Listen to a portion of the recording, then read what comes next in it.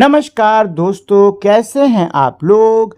उम्मीद करता हूं कि आप सभी लोग अच्छे होंगे। तो दोस्तों, मेरा नाम है आकाश और मैं आप सभी का स्वागत करता हूं अपने YouTube channel A to Z study में। और आज की इस वीडियो में मैं आपको पढ़ाऊंगा क्लास 8th इंग्लिश की बुक पूर्वी के unit number 1 wit and wisdom का chapter number 1 the wit that won hearts. तो दोस्तों, इस चैप्टर के फ्रंट पेज पे हमारी कुछ एक्टिविटीज़ दी हुई हैं। तो पहले हम लोग इन एक्टिविटीज़ को पढ़ लेते हैं, समझ लेते हैं, देन उसके बाद में हम लोग आगे चैप्टर पर चलेंगे। ठीक है, चलिए let us do these activities before we read. First, select quality of a person who uses wit from the box given below. क्या कह रहे हैं, नीचे जो मेरा डिब्बा दिया हुआ है इसमें मेरी कई सारी क्वालिटीज़ लिखी हुई हैं, कई सारी गुण लिखे हुए हैं। ठीक है, तो वो व्यक्ति जो कि बुद्धि का इस्तेमाल करता है, ठीक है, आपको उसकी क्वालिटीज़ यानी उसके गुणों को यहाँ से छांटना होगा। ठीक है, तो देखो, बुद्धि का इस्तेमाल करने वाला व्यक्ति कैसा होता है, वॉइस होता है, बुद्धिमान होता है। ठीक है, अब वो सीरियस होगा या नहीं होगा ये तो उसके पर्सनैलिटी पे डिपेंड करता है, लेकिन वो क्लेवर ज़रूर होगा। ठीक है, ये ह्यूमरस भी इसी बात पर डिपेंड करता है कि वो मजाकिया है या नहीं। ठीक, पावरफुल, देखो बुद्धि का इस्तेमाल करने वाले लोग शक्तिशाली होते हैं, लेकिन उस तरीके से नहीं जैसे कि आप सोच रहे हो। ताकत इनकी दूसरी होती है। ठीक है, इनकी शक्ति इनकी बुद्धि में होती है। ठीक, स्टबन का मतलब होता है जो एक बात पे अड़ जाए, अड़ियल टाइप के। तो ठीक है, तो ये भी पर्सनालिटी पे डिपेंड करता है। करेजियस, बहादुर, जरूरी नहीं सारे बुद्धिमान लोग बहादुर हो। ठीक है ना। ऑब्जर्वेंट, देखो यहाँ पे एक काम करता हूँ, देखो एक काम करता हूँ मैं ना, आपको सभी जो क्वालिटीज़ है उसकी मीनिंग बता देता हूँ।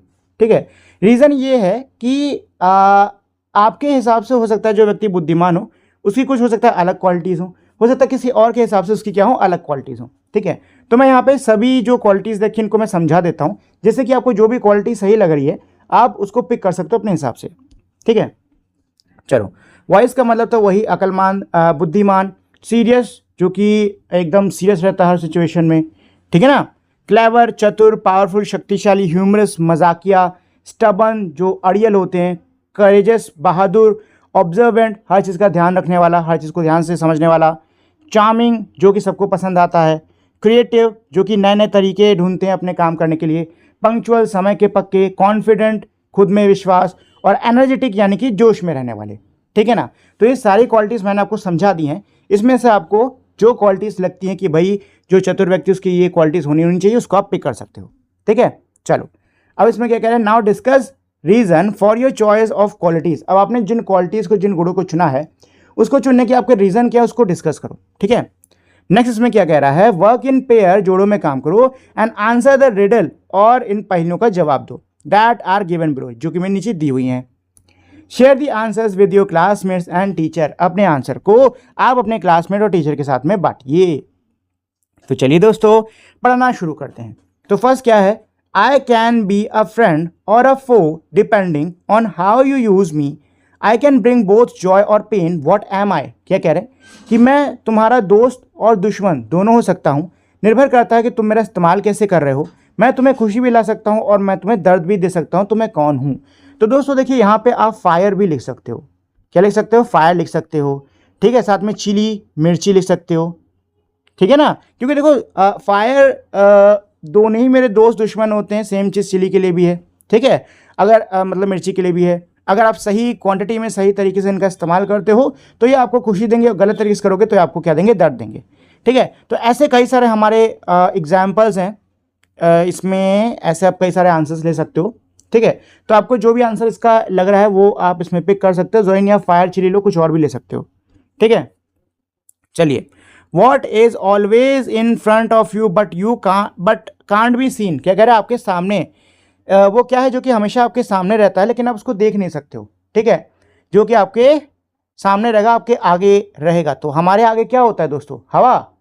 हवा भी तो हमारे आगे होती है, उसको देख नहीं सकते। ठीक है ना, तो क्या होगी, हवा हो सकती है, हवा हो। और क्या चीज़ है जो कि हमारे आगे होती है हम देख नहीं सकते, पता नहीं मुझे तो अभी हवा लग रही है। आप लोग का जो आंसर हो बताना मुझे कमेंट करके। चलो, आई कांट बी मेजर्ड, मुझे माप नहीं सकते हो।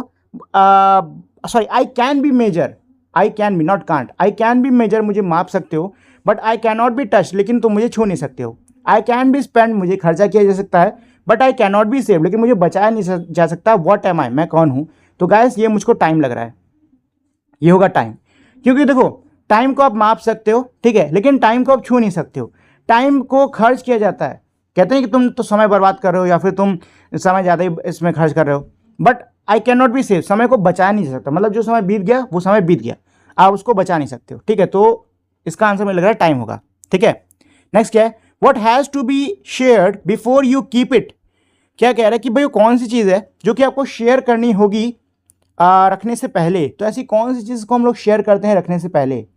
क्या ऐसी कोई चीज़ है क्या ऐसी कोई चीज़ है जो कि हम लोग शेयर करते हैं रखने से पहले? देखो मुझे ना इसका आंसर समझ में नहीं आ रहा है, और यहाँ लिखा हुआ है कि पेज 16 पर इनके आंसर हैं। तो चलो गाइस ऐसे काम करते हैं, पेज 16 पे ही चलते हैं, क्योंकि मुझको सही बता रहा हूँ इसके आंसर समझ में आ नहीं रहे हैं, पता नहीं क्या है।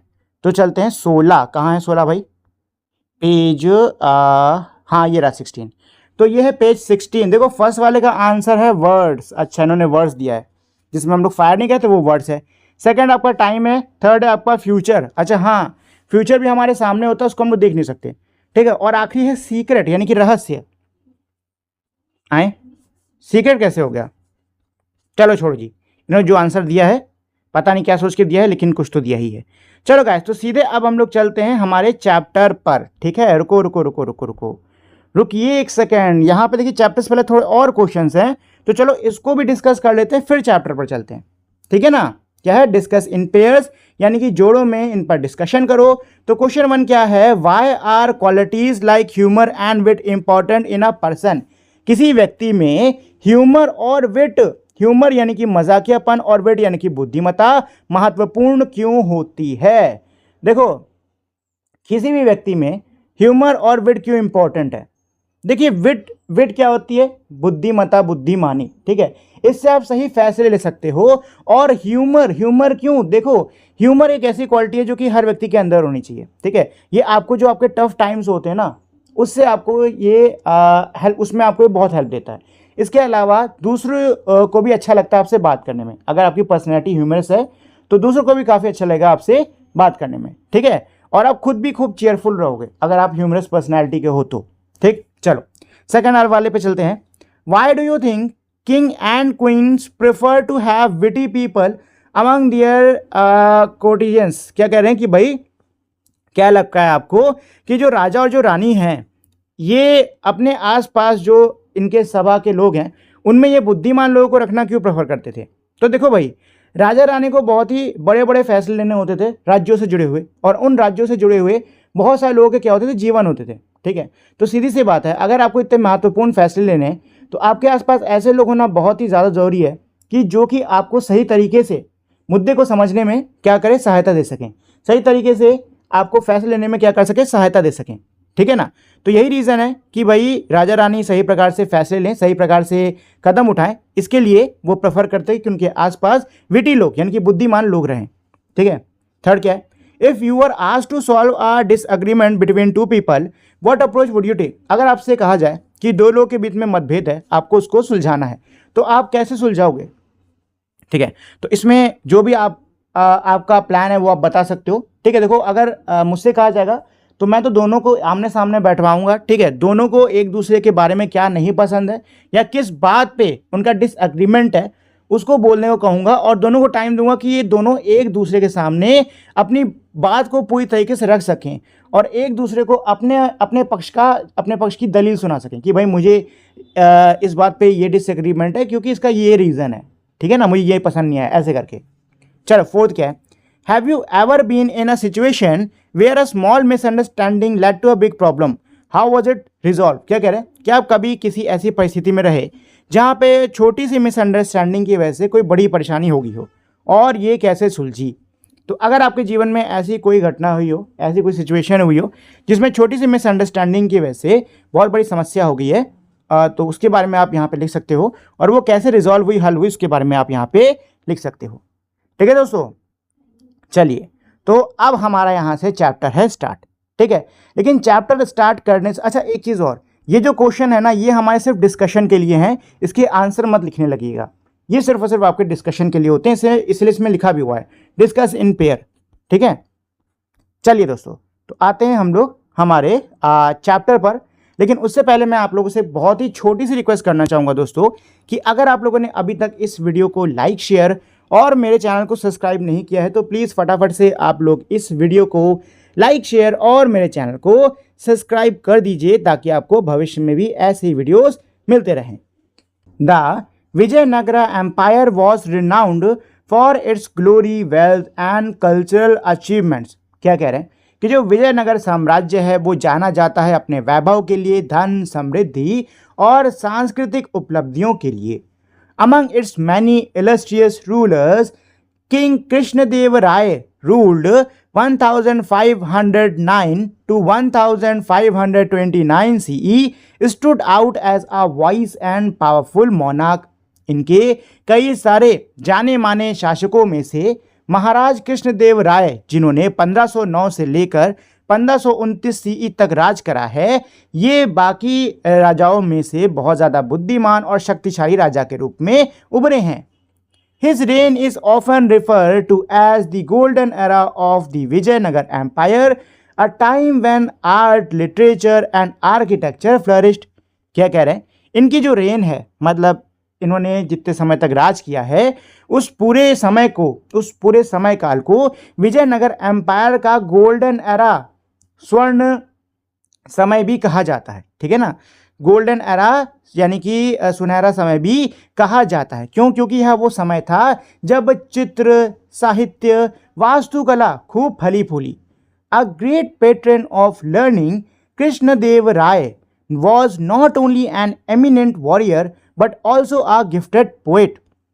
क्या कह रहे हैं कि भाई चीज़ों को सीखने समझने के बहुत बड़े समर्थक जो कृष्णदेव राय थे, ये ना सिर्फ एक बहुत ही एमिनेंट वॉरियर यानी कि एक बहुत ही कमाल के योद्धा थे, बल्कि एक बहुत ही गिफ्टेड, बहुत ही अच्छे कवि भी थे। His works such as the epic Amukta Malyada and the Sanskrit drama Jambavati Parinayam are acclaimed even today. क्या कह रहे हैं, इनके काम जैसे कि एक गाथा इन्होंने लिखी है अनुक्ता मलयादा जिसका नाम है, और एक संस्कृत ड्रामा जिसका नाम है जम्बावती परिणायम, ये आज भी काफ़ी ज़्यादा क्या हैं, मशहूर हैं।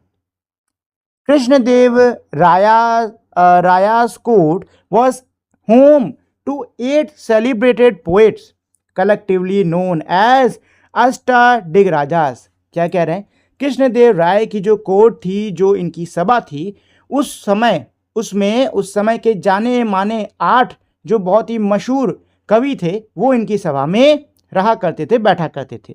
इनको अष्टादिग्गजा कहा जाता था, इनके ग्रुप को अष्टादिग्गजा कहा जाता था। These poets including Allasani Peddana and Tenali Raman Krishna enrich the literary tradition with their masterpieces. क्या कह रहे हैं कि इन कवियों में अलासानी पेडाना और तेनाली रामाकृष्णन, जो कि बहुत ही जाने माने ये कवि हैं, इन्होंने इनकी जो लिटरेरी ट्रेडिशन है, यानी कि इनकी जो कह सकते हैं ये साहित्य की इनकी जो परंपरा है, इसको अपने काम से और भी परिपूर्ण और भी कमाल का बनाया है। Tenali Ramakrishnan in particular was known for his quick wits and humor, earning him a special place in the king's court as both a poet and a witty advisor। क्या कह रहे हैं, तेनाली कृष्ण रामा खास करके ये जो थे, ये अपनी बुद्धि के लिए, ये अपनी तेज बुद्धि के लिए और मजाकियेपन के लिए बहुत ज़्यादा जाने जाते थे। ठीक है, और इसी वजह से राजा की सभा में इनको खास जगह दी गई थी, एक कवि के रूप से और एक एडवाइज़र यानी कि सलाहकार के रूप से। His clever solutions to seemingly insurmountable problems made him a beloved figure in the empire's history। इनके जो ये चतुर समाधान थे कठिन से कठिन परेशानियों के लिए, कठिन से कठिन ना हल होने वाली परेशानियों के लिए, इसकी वजह से ये एम्पायर की हिस्ट्री यानी कि इस पूरे साम्राज्य के इतिहास के बहुत ही पसंद किए जाने वाले व्यक्तियों में से एक हैं। Even the wisest ruler face moments of disharmony and at one such time the king had a quarrel with his queen. क्या कह रहे हैं कि भाई जो बहुत ही ज़्यादा अक्लमंद से अक्लमंद शासक होता है उसको भी डिसहार्मनी का सामना करना पड़ता है। ठीक है, मतलब उसको भी असंतुलन का, परेशानी का सामना करना पड़ता है। ऐसा ही एक समय ये जो महाराज हैं इनके लिए भी आया, जब इनकी लड़ाई इनकी जो रानी है उनसे हो गई। ठीक है, इनकी रानी का नाम यहाँ पे दिया हुआ है थिरुमल्लम्बाल। ठीक है, थिरुमल्लम्बाल। ओवर आ सीमिंगली ट्रिवियल मैटर, और ये लड़ाई बहुत ही ट्रिवियल यानी कि छोटे से मामले पर हुई थी। फॉर वीक्स, हफ्तों तक, he did not utter a single word to her, इन्होंने उनसे एक भी शब्द नहीं बोला। एंड इन हिज फ्रस्ट्रेशन, और अपने फ्रस्ट्रेशन, अपने चिड़चिड़ेपन में, stopped visiting her altogether, उनसे मिलना बंद कर दिया। His absence cast a shadow over the palace, इनकी जो एब्सेंस है इसने पैलेस महल के ऊपर मानो एक परछाई सी ढा दी। And once cheerful corridor seems quiet and for long, और एक जो कॉरिडोर मतलब जिसके आंगन, जिस महल के आंगन हमेशा खुशियों से खिले रहते थे, वो आंगन अब शांत शांत से रहने लग गए। Thirumalambal, distraught and upset, tried her best to resolve the issue but failed. Thirumalambal ने काफ़ी, मतलब ये परेशान थी, चिंतित थी, इन्होंने काफ़ी प्रयास करे कि ये जो पूरा मामला है इसको सुलझाया जा सके, लेकिन ये सफल नहीं रह सकी। With no other alternatives, she decided to seek the help of Tenali Rama, the court's brilliant and witty poet. अब कोई और रास्ता ना पाकर इन्होंने फैसला करा कि अब ये तेनाली रामा से सहायता मांगेंगी, जो कि कोर्ट के सभा के बहुत ही चतुर और बहुत ही अक्लमंद कवि थे। Rama listen patiently as the queen recounted the incident in detail. Rama ने बहुत ही पेशेंटली, बहुत ही सब्र के साथ में पूरी बात सुनी। रानी ने इनको पूरी बात जब डिटेल में समझाई तो उन्होंने सब्र के साथ में पूरी बात सुनी। The king wrote a poem, राजा ने एक कविता लिखी है। शी बिगेन, उन्होंने कहना शुरू किया। हर वॉइस ट्रेम्बलिंग, उनकी वॉइस हिल रही थी, मतलब उनकी आवाज़ हिलते हिलते बोली कि राजा ने एक कविता लिखी। It was filled with vague expressions, sun, moon, star, beautiful sky, but it made no sense. इनकी कविता बहुत ही हल्के हल्के कह सकते हो, बहुत ही अजीब से एक्सप्रेशन से भरी पड़ी थी। जैसे मान लो सूरज हो, मून हो, स्टार हो, ब्यूटीफुल स्काई हो, लेकिन उसका कोई मतलब नहीं बन रहा था। देखो, कई बार होता है ना कि कई ऐसी हम लोग कविताएं या कई ऐसी चीज़ पढ़ते हैं जो कि एकदम समझ नहीं आती कि भाई लिखा क्या है। ठीक है, कहीं कुछ लिख रहे हैं, कहीं कुछ लिख रहे हैं। तो ऐसी एक कविता राजा ने लिखी है जिसमें बहुत ही वेग एक्सप्रेशंस हैं, मतलब उसको पढ़ के समझ नहीं आ रहा है कि आखिर उसमें है क्या। हालांकि उसमें सूरज, चांद, तारे, सुंदर आसमान ये सब तो था, लेकिन समझ में नहीं आता कि आखिर उसका मतलब क्या है। When he tried reciting it to his ministers, they all avoided him, making excuses. जब राजा ने इस कविता को अपने मंत्रियों को सुनाने की कोशिश करी तो उन सभी ने इनको अवॉइड करने की कोशिश करी, मतलब कोई ना कोई बहाना बना के वहां से निकल जाते। It was late evening when he come to me, क्या कह रहे भाई, देर शाम का समय था जब वो मेरे पास आए। सीकिंग एन ऑडियंस, मिलने के लिए। He began reciting it to me, मुझे वो कविता सुनाने लग गए। But I was so exhausted after a tiring day that I yawn, not once but several times. मुझे वो कविता सुनाने लग गए, लेकिन मैं दिन के काम से बहुत ज़्यादा थकी हुई थी, इसलिए मैंने एक बार नहीं बल्कि कई बार मुझको जवाइयाँ आई। The king thought I was disrespecting his poem and stomped off. राजा को लगा कि मैं उनकी कविता का सम्मान नहीं कर रही हूँ, तो वो गुस्से में वहाँ से चले गए। सिंस देन, तब से, he has not spoken to me, तब से इन्होंने मुझसे बात नहीं करी है। If I had known this would had happen, I would have chosen another day. अगर मुझे पता होता कि ऐसा कुछ होगा तो मैं कोई और दिन चुनती। Help me please Rama, Rama मेरी सहायता करो। Only you can help the king understand, सिर्फ तुम ही हो जो कि राजा को समझा सकते हो। रामा नॉडेड थॉटफुली, रामा ने सोचते हुए अपना सिर हिलाया, मतलब हामी में सिर हिलाया। If you like I will try my best to resolve this matter your highness, अगर आप चाहें तो मैं इस मामले को सुलझाने का पूरा प्रयास करूंगा। But this need a well planned approach and I need time to find the right strategy, लेकिन इसको सुलझाने के लिए सही से योजना बनानी होगी और सही प्रकार की नीति को ढूंढने के लिए समय लग सकता है। The queen who had placed her last hope in Rama agreed and thank him profusely, रानी जिन्होंने अपनी आखिरी उम्मीद रामा में लगा दी थी, वो इस बात से राजी हो जाती हैं और बहुत बार बार इसका शुक्रिया अदा करती हैं। द नेक्स्ट मॉर्निंग, अगले सवेरे, the royal court was bustling with activity, जो शाही सभा थी वो गतिविधियों से बसल हो रही थी, मतलब खूब वहां पे चहल पहल थी। Ministers, scholars and courtiers filled the courtroom, its intricately carved pillar towering toward the high ceiling। क्या कह रहे हैं, जो मंत्री थे, जो विद्वान थे, जो सभासद थे, सभी कोर्ट रूम के अंदर मौजूद थे, सभी ने कोर्ट रूम को भर रखा था। और उस कोर्ट रूम के अंदर बहुत ही बारीक तरीके से जो पिलर्स हैं उन पे कार्विंग करी हुई थी, और वो बहुत ही ऊंचे ऊंचे पिलर्स थे जो कि दीवार में वो टच कर रहे थे, मतलब दीवार में वो लगे हुए थे, मतलब दीवार उनके ऊपर लगी हुई थी। Rays of sunlight stream to the window, open window, खुली हुई खिड़की से सूरज की किरणें अंदर आ रही थी। Illuminating the floor adorned with exquisite rugs, जो कि फ्लोर जमीन को चमका रही थी, जो कि एक्सक्विजिट बहुत ही सुंदर सुंदर रग मतलब चटाई से जो कि ढकी हुई है। ठीक है, देखो रग मतलब चटाई क्या है, वो कालीन होता है। ठीक है, चटाई तो मैट्रेस हो जाएगी, कालीन। Despite the lively chatter are tension hung in the air, क्या कह रहे हैं, इतनी लाइवली, इतनी चहल पहल होने के बावजूद हवा में मानो थोड़ी टेंशन सी लटकी हुई थी, मतलब हवा में थोड़ी सी दुविधा सी लटकी हुई थी। The king sat on his ornate throne, जो राजा हैं वो अपने सजे धजे थ्रोन पर, सिंहासन पर बैठे थे। हिज एक्सप्रेशन स्टर्न, इनके जो हाव भाव थे बहुत ही सख्त थे।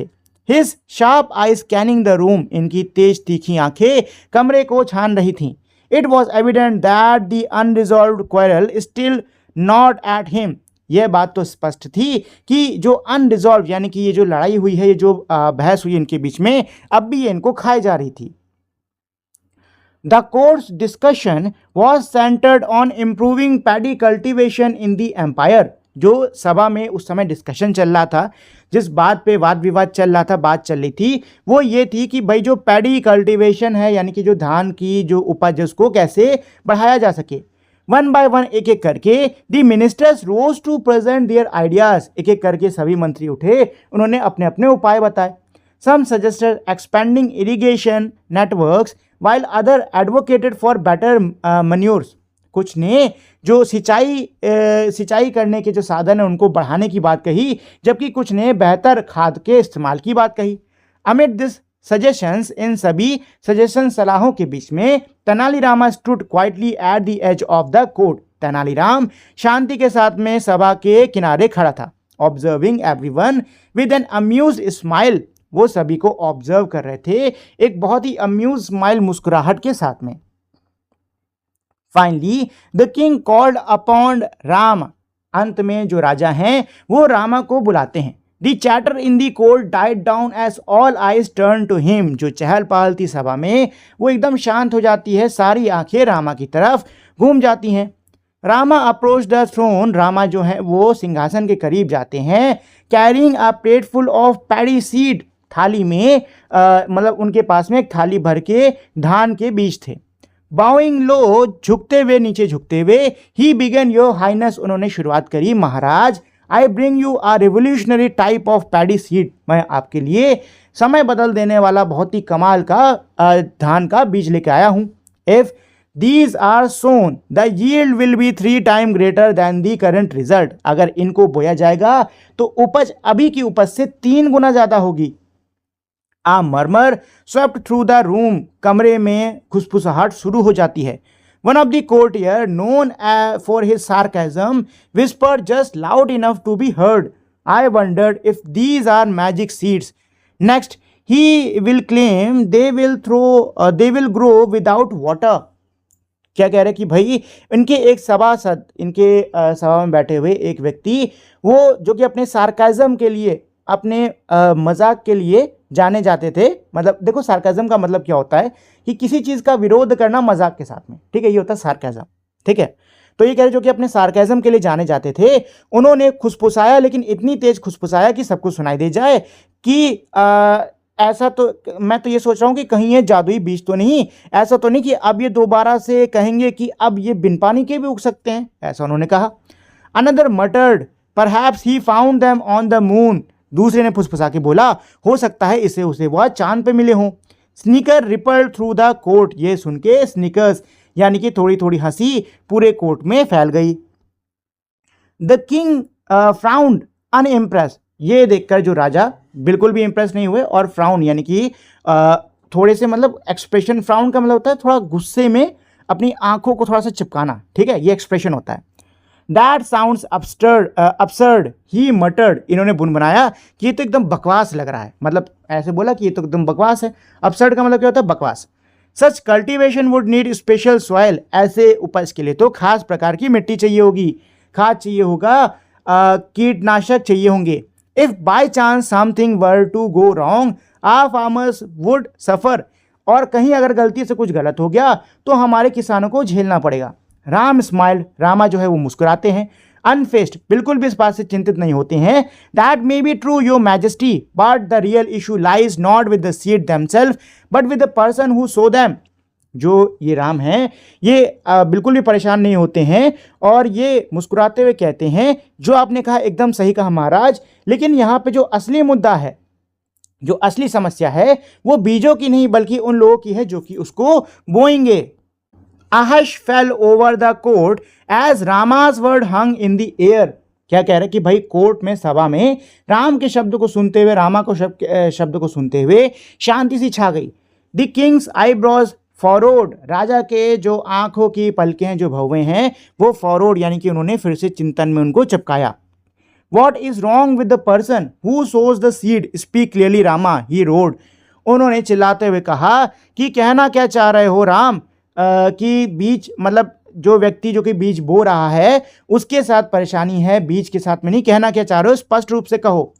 Rama glance around the court, Ram जो है कोर्ट में, सभा में इधर उधर देखते हैं। His sharp gaze meeting the sceptical eyes of the courtiers, इनकी जो तेज निगाहें हैं वो स्केप्टिकल यानी कि संदेह भरी, ठीक है, वो सभासद के, सभा में बैठे लोगों के संदेह भरी निगाहों से मिलती हैं। If one were to sow seed without proper care no one would reap a good harvest, he said। वो कहते हैं कि अगर कोई बिना कुछ सोचे समझे, बिना कुछ ध्यान से बीजों को बोता है तो उसे अच्छी उपज नहीं मिलेगी। पॉजिंग फॉर अ इफेक्ट, कुछ देर रुकते हैं। And what if the person had a habit of yawning while sowing, wouldn't the seed scattered unevenly?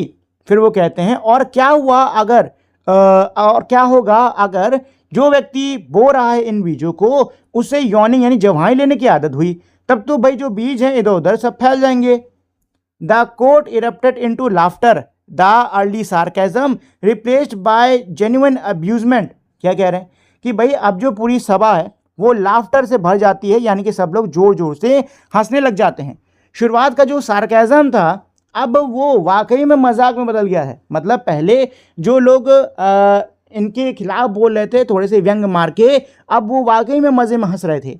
Even the king caught off guard side and instinctively yawn, यहाँ तक कि जो राजा है वो भी देखो एक चीज़ होती है कि अगर आप किसी को ना जवाई की बात करते हो किसी के सामने तो उसको ना जवाई आने लग जाती है, ठीक है, तो ऐसा ट्राई करना, ठीक, या फिर आप किसी के सामने जवाई लेते हो ना तो उसको भी दूसरे को भी आने लग जाएगी, ठीक। तो इसमें यही कह रहे हैं कि राजा इसके लिए तैयार नहीं था और एकदम से उसको भी जवाई आ गई।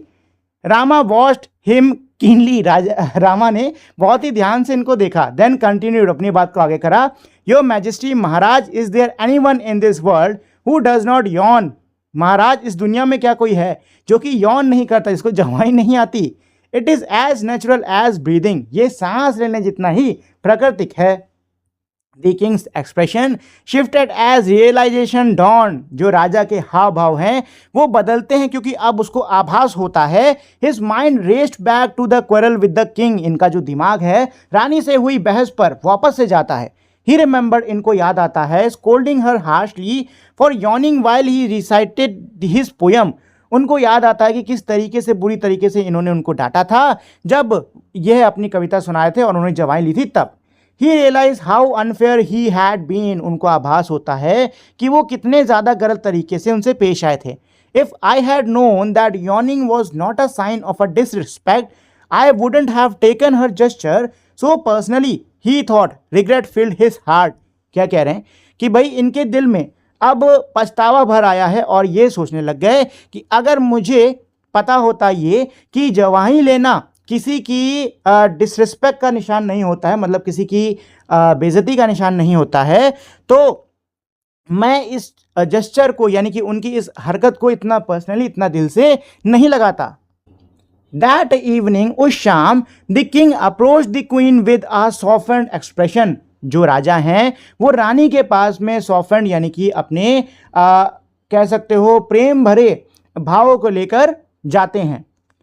तिरुमालंबल, he began, his voice gentle, I have been foolish. ये बोलते हैं थिरुमालंबल, ये शुरुआत करते हैं बहुत ही जेंटल, बहुत ही प्यारी आवाज़ के साथ में, बहुत ही आहिस्ते से बोलते हैं कि मैं मूर्ख था। I see now that I overreacted, मुझे अब दिखाई दे रहा है कि मैं ओवर रिएक्ट कर गया, मैंने कुछ ज़्यादा ही गलत तरीके से मैं पेश आया। I let my pride blind me, मेरा जो गर्व है उसने मुझे अंधा कर दिया था। आई एम सॉरी, मुझे माफ़ कर दो। The queen who had long for this moment smiled and replied, if you like we can leave this quarrel behind us. रानी जो कि इस मौके का बहुत देर से, बहुत समय से इंतज़ार कर रही थी, वो मुस्कुराती हैं और जवाब देती हैं, अगर आप चाहो तो हम इस ये जो लड़ाई हुई है इसको पीछे अपने छोड़ देते हैं। I would very much like to listen to your poem, मैं आपकी कविता को ज़रूर सुनना चाहूँगी। Rama who had orchestrated this settlement felt victorious, Rama जिन्होंने ये पूरे सेटलमेंट को, ये पूरी चीज़ को जिन्होंने अरेंज करा था, विक्टोरियस यानी कि उनको बहुत ही विजयी फील हुआ। The king and the queen later presented him with valuable gifts for his service, राजा और रानी ने बहुत ही कीमती इनको उपहार दिए इनकी सहायता के लिए, इनकी सर्विसेज के लिए। The royal couple bond was restored, जो ये शाही कपल थे, शाही जोड़ों का जो ये प्यार था, जो रिश्ता था, ये फिर से पहले जैसा हो गया। And the palace brimmed once again with joy and laughter, और जो महल है वो एक बार फिर से खुशियों से और हंसी से भर गया। तो दोस्तों ये तो था हमारा पूरा का पूरा चैप्टर, ठीक है। चलिए तो अब हम लोग चलते हैं इसके क्वेश्चन आंसर्स पर। तो सबसे पहले इसमें let us discuss first rectify the following false statement from the text. Text से यहाँ पे मेरे कुछ स्टेटमेंट दिए हुए हैं जो कि फॉल्स हैं, आपको इनको रेक्टिफाई करना है, यानी कि आपको इनको क्या करना होगा, सही करना होगा, ठीक है। जिसकी पहला स्टेटमेंट क्या है, the queen insulted the king by speaking against the quality of his poem.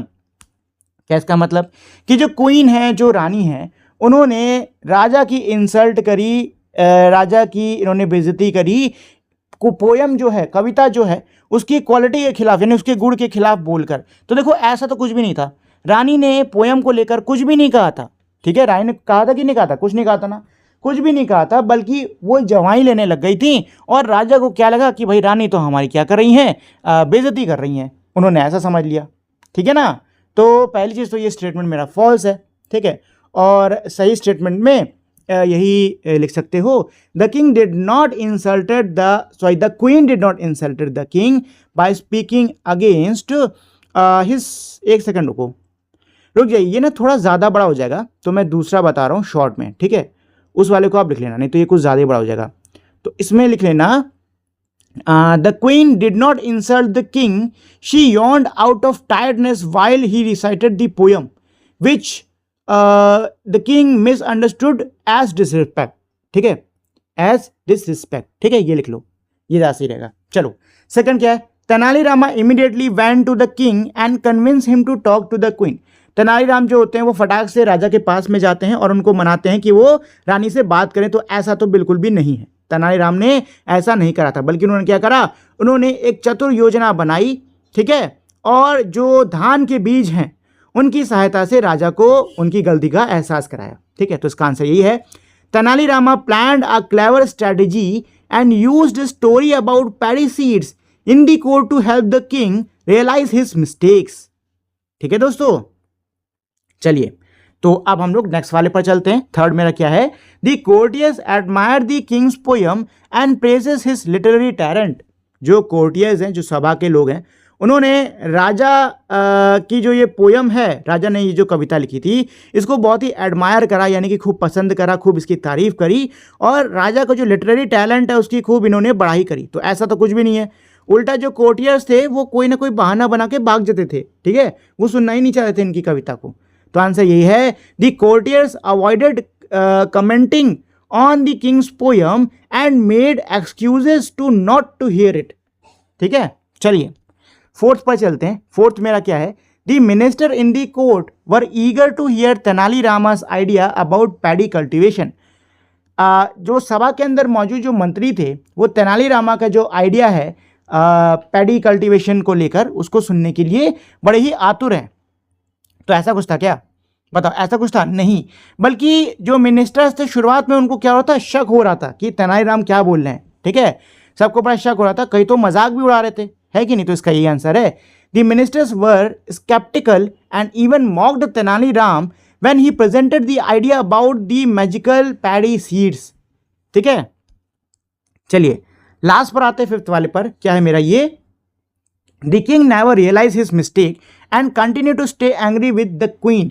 राजा को कभी भी अपनी गलती का एहसास नहीं हुआ और वो रानी से हमेशा गुस्से में रहे। तो क्या ऐसा हुआ था, नहीं, राजा को अपनी गलती का एहसास हो गया था और उन्होंने जाके माफी भी मांगी थी। ठीक है, the king realised his mistake and apologise to the queen. ठीक है, तो ये हो गया हमारे इसका आंसर। चलिए दोस्तों, let us think and reflect का फर्स्ट मेरा क्या है, read the extract and answer the question that follows. ये जो एक्सट्रैक्ट हमारा दिया हुआ है यहाँ पे चैप्टर से लिया हुआ, आपको क्या करना होगा, उसको रीड करना होगा और फिर आपको आंसर देना होगा। ठीक है, चलो तो एक्सट्रैक्ट मेरा क्या है, the king thought I was disrespecting his poem and stormed of. Since then, he has not spoken to me. If I had known this would have happened, I would have chosen another day. Help me, please, Ram. Only you can help the king understand. Rama nodded thoughtfully. If you like, I will try my best to resolve this matter, Your Highness. But this need a well-planned approach, and I may need time to find the right strategy. देखो, इस पूरे extract का मतलब क्या है कि पहले तो ये पूरा एक्सट्रैक्ट कब का है, जब रानी बात नहीं कर रही होती हैं तेनाली राम से, तब का है। ठीक है, तो यहाँ पे ऐसे शुरू हो रहा है कि राजा को ये लगा कि मैं उनकी पोएम की क्या कर रही हूँ, बेइज्जती कर रही हूँ, मैं सम्मान नहीं दिखा रही उनकी कविता को, और वो गुस्से में वहाँ से चले गए। तब से उन्होंने मुझसे बिल्कुल भी नहीं बोला है। अगर मुझे पता होता कि ऐसा कुछ होगा तो मैं कोई दूसरा दिन चुनती। मेरी मदद करो कृपया करके रामा, सिर्फ अब तुम ही हो जो कि राजा को समझने में हेल्प कर सकते हो। रामा जो है वो सोचते हुए अपना सिर हिलाते हैं और कहते हैं कि अगर आप चाहो तो मैं इस मामले को सुलझाने के लिए अपना पूरा बेस्ट प्रयास कर सकता हूँ। ठीक है, लेकिन इसको सुलझाने के लिए मुझे योजना बनानी होगी, मुझे सही नीति बनानी होगी, जिसके लिए थोड़ा समय लगेगा। ठीक है, ऐसा ही कहते हैं। ठीक है ना, चलो तो इसमें मेरा फर्स्ट क्वेश्चन क्या है, Why does the queen believe that only Tenali Rama can help the king understand? रानी को यह क्यों विश्वास था कि अब सिर्फ तेनाली राम ही हैं जो कि राजा को समझने में सहायता कर सकते हैं। तो ऐसा इनको क्यों विश्वास था, क्योंकि तेनाली राम अपनी बुद्धि के लिए जाने जाते थे। ठीक है, क्योंकि वो जाने जाते थे कि किस प्रकार से वो अपनी बुद्धि का इस्तेमाल करके कठिन से कठिन समस्या का समाधान निकाल डालते थे। ठीक है, तो इसलिए रानी को विश्वास था कि तेनाली राम जरूर से ही राजा को समझा पाएंगे। ठीक है, तो इसका आंसर ये है, because Tenali Rama is known for his wits and clever way of solving difficult problems. He trusted his intelligence to help the king to see the truth without getting offended. ठीक है ना, चलो तो आते हैं सेकंड पर।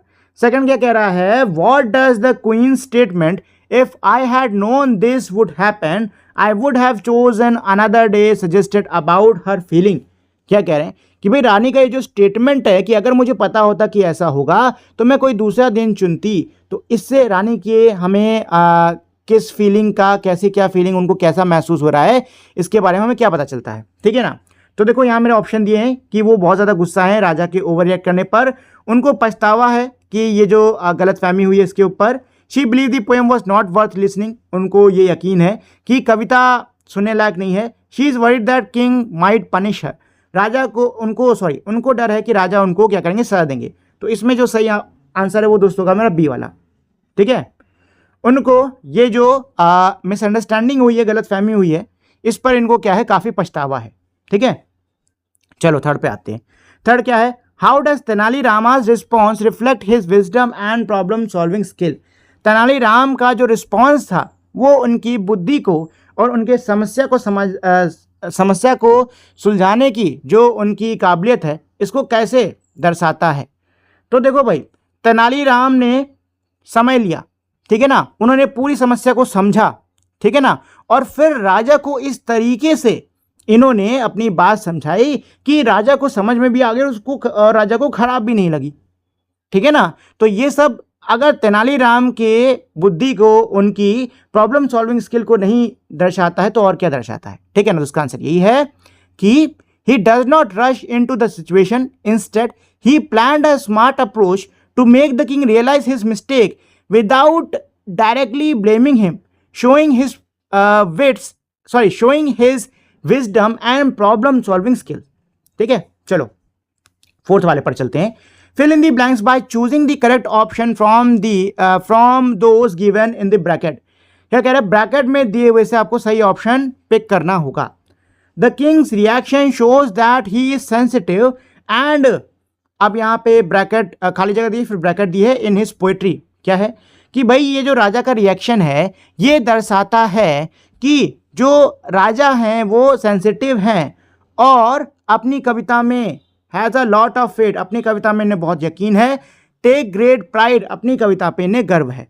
तो आपको बताना होगा इनमें से मेरा क्या होने वाला है, ठीक है। तो इसमें से मेरा यही है, टेक ग्रेट प्राइड, क्योंकि भाई राजा का अगर रानी का जवाई लेना राजा को अपनी पोयम का डिसरिस्पेक्ट लगा तो ये एक तरीके से उनकी जो प्राइड है ना अपनी पोयम में वही दिखा रहा है, ठीक है। राजा को गर्व किया, अरे इनकी पोयम बड़ी कमाल की है, बहुत ही शानदार सी है। रानी ने जवाई ली तो इनको खराब लग गया, क्योंकि इनको लगा कि रानी जो है वो क्या कर रही है, एक तरीके से मजाक उड़ा रही है इनकी पोयम का, एक तरीके से सम्मान नहीं कर रही है इनकी पोयम का, ठीक है। ऐसा क्यों लगा, क्योंकि भाई राजा को अपनी पोयम पर गर्व था, ठीक है। तो इसका आंसर हो जाएगा टेक ग्रेट प्राइड, ठीक है।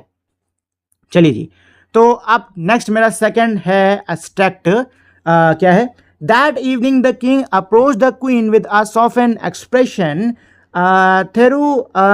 थिरुमलंबल he began his voice gentle, I have been foolish, I see now that I overreacted, I let my pride blind me, I am so sorry.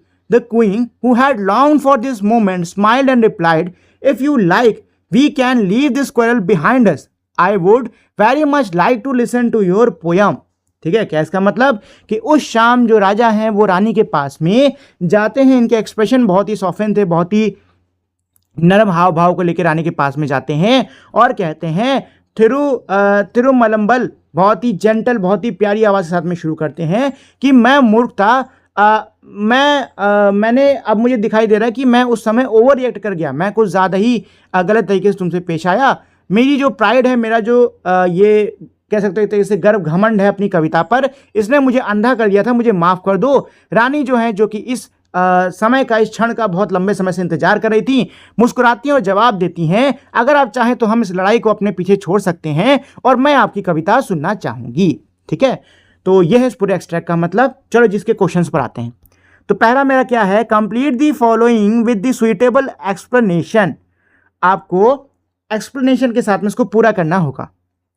क्या है, when the king said I let my pride blind me, he means that, जब राजा ने ये कहा कि जो मेरा गर्व है, मतलब मेरे जो ये घमंड है कविता पर, इसने मुझे अंधा कर दिया था, तो राजा का यहाँ पे क्या मतलब था। देखो, राजा का मतलब यही था कि भाई इनकी ये जो प्राइड थी अपनी पोयम को लेकर, इनकी जो ईगो थी, ठीक है, कहीं ना कहीं इस पे इन्होंने ले लिया था, ठीक है। रानी ने इनको बोला, मतलब बोला नहीं, जवाई ली, तो इन्होंने कहीं ना कहीं अपने ऊपर ले लिया कि अरे हम मतलब इतने बड़े राजा है, रानी ने इस तरीके से कैसे कह दिया, अपनी ईगो पे ले लिया इन्होंने, ठीक है ना।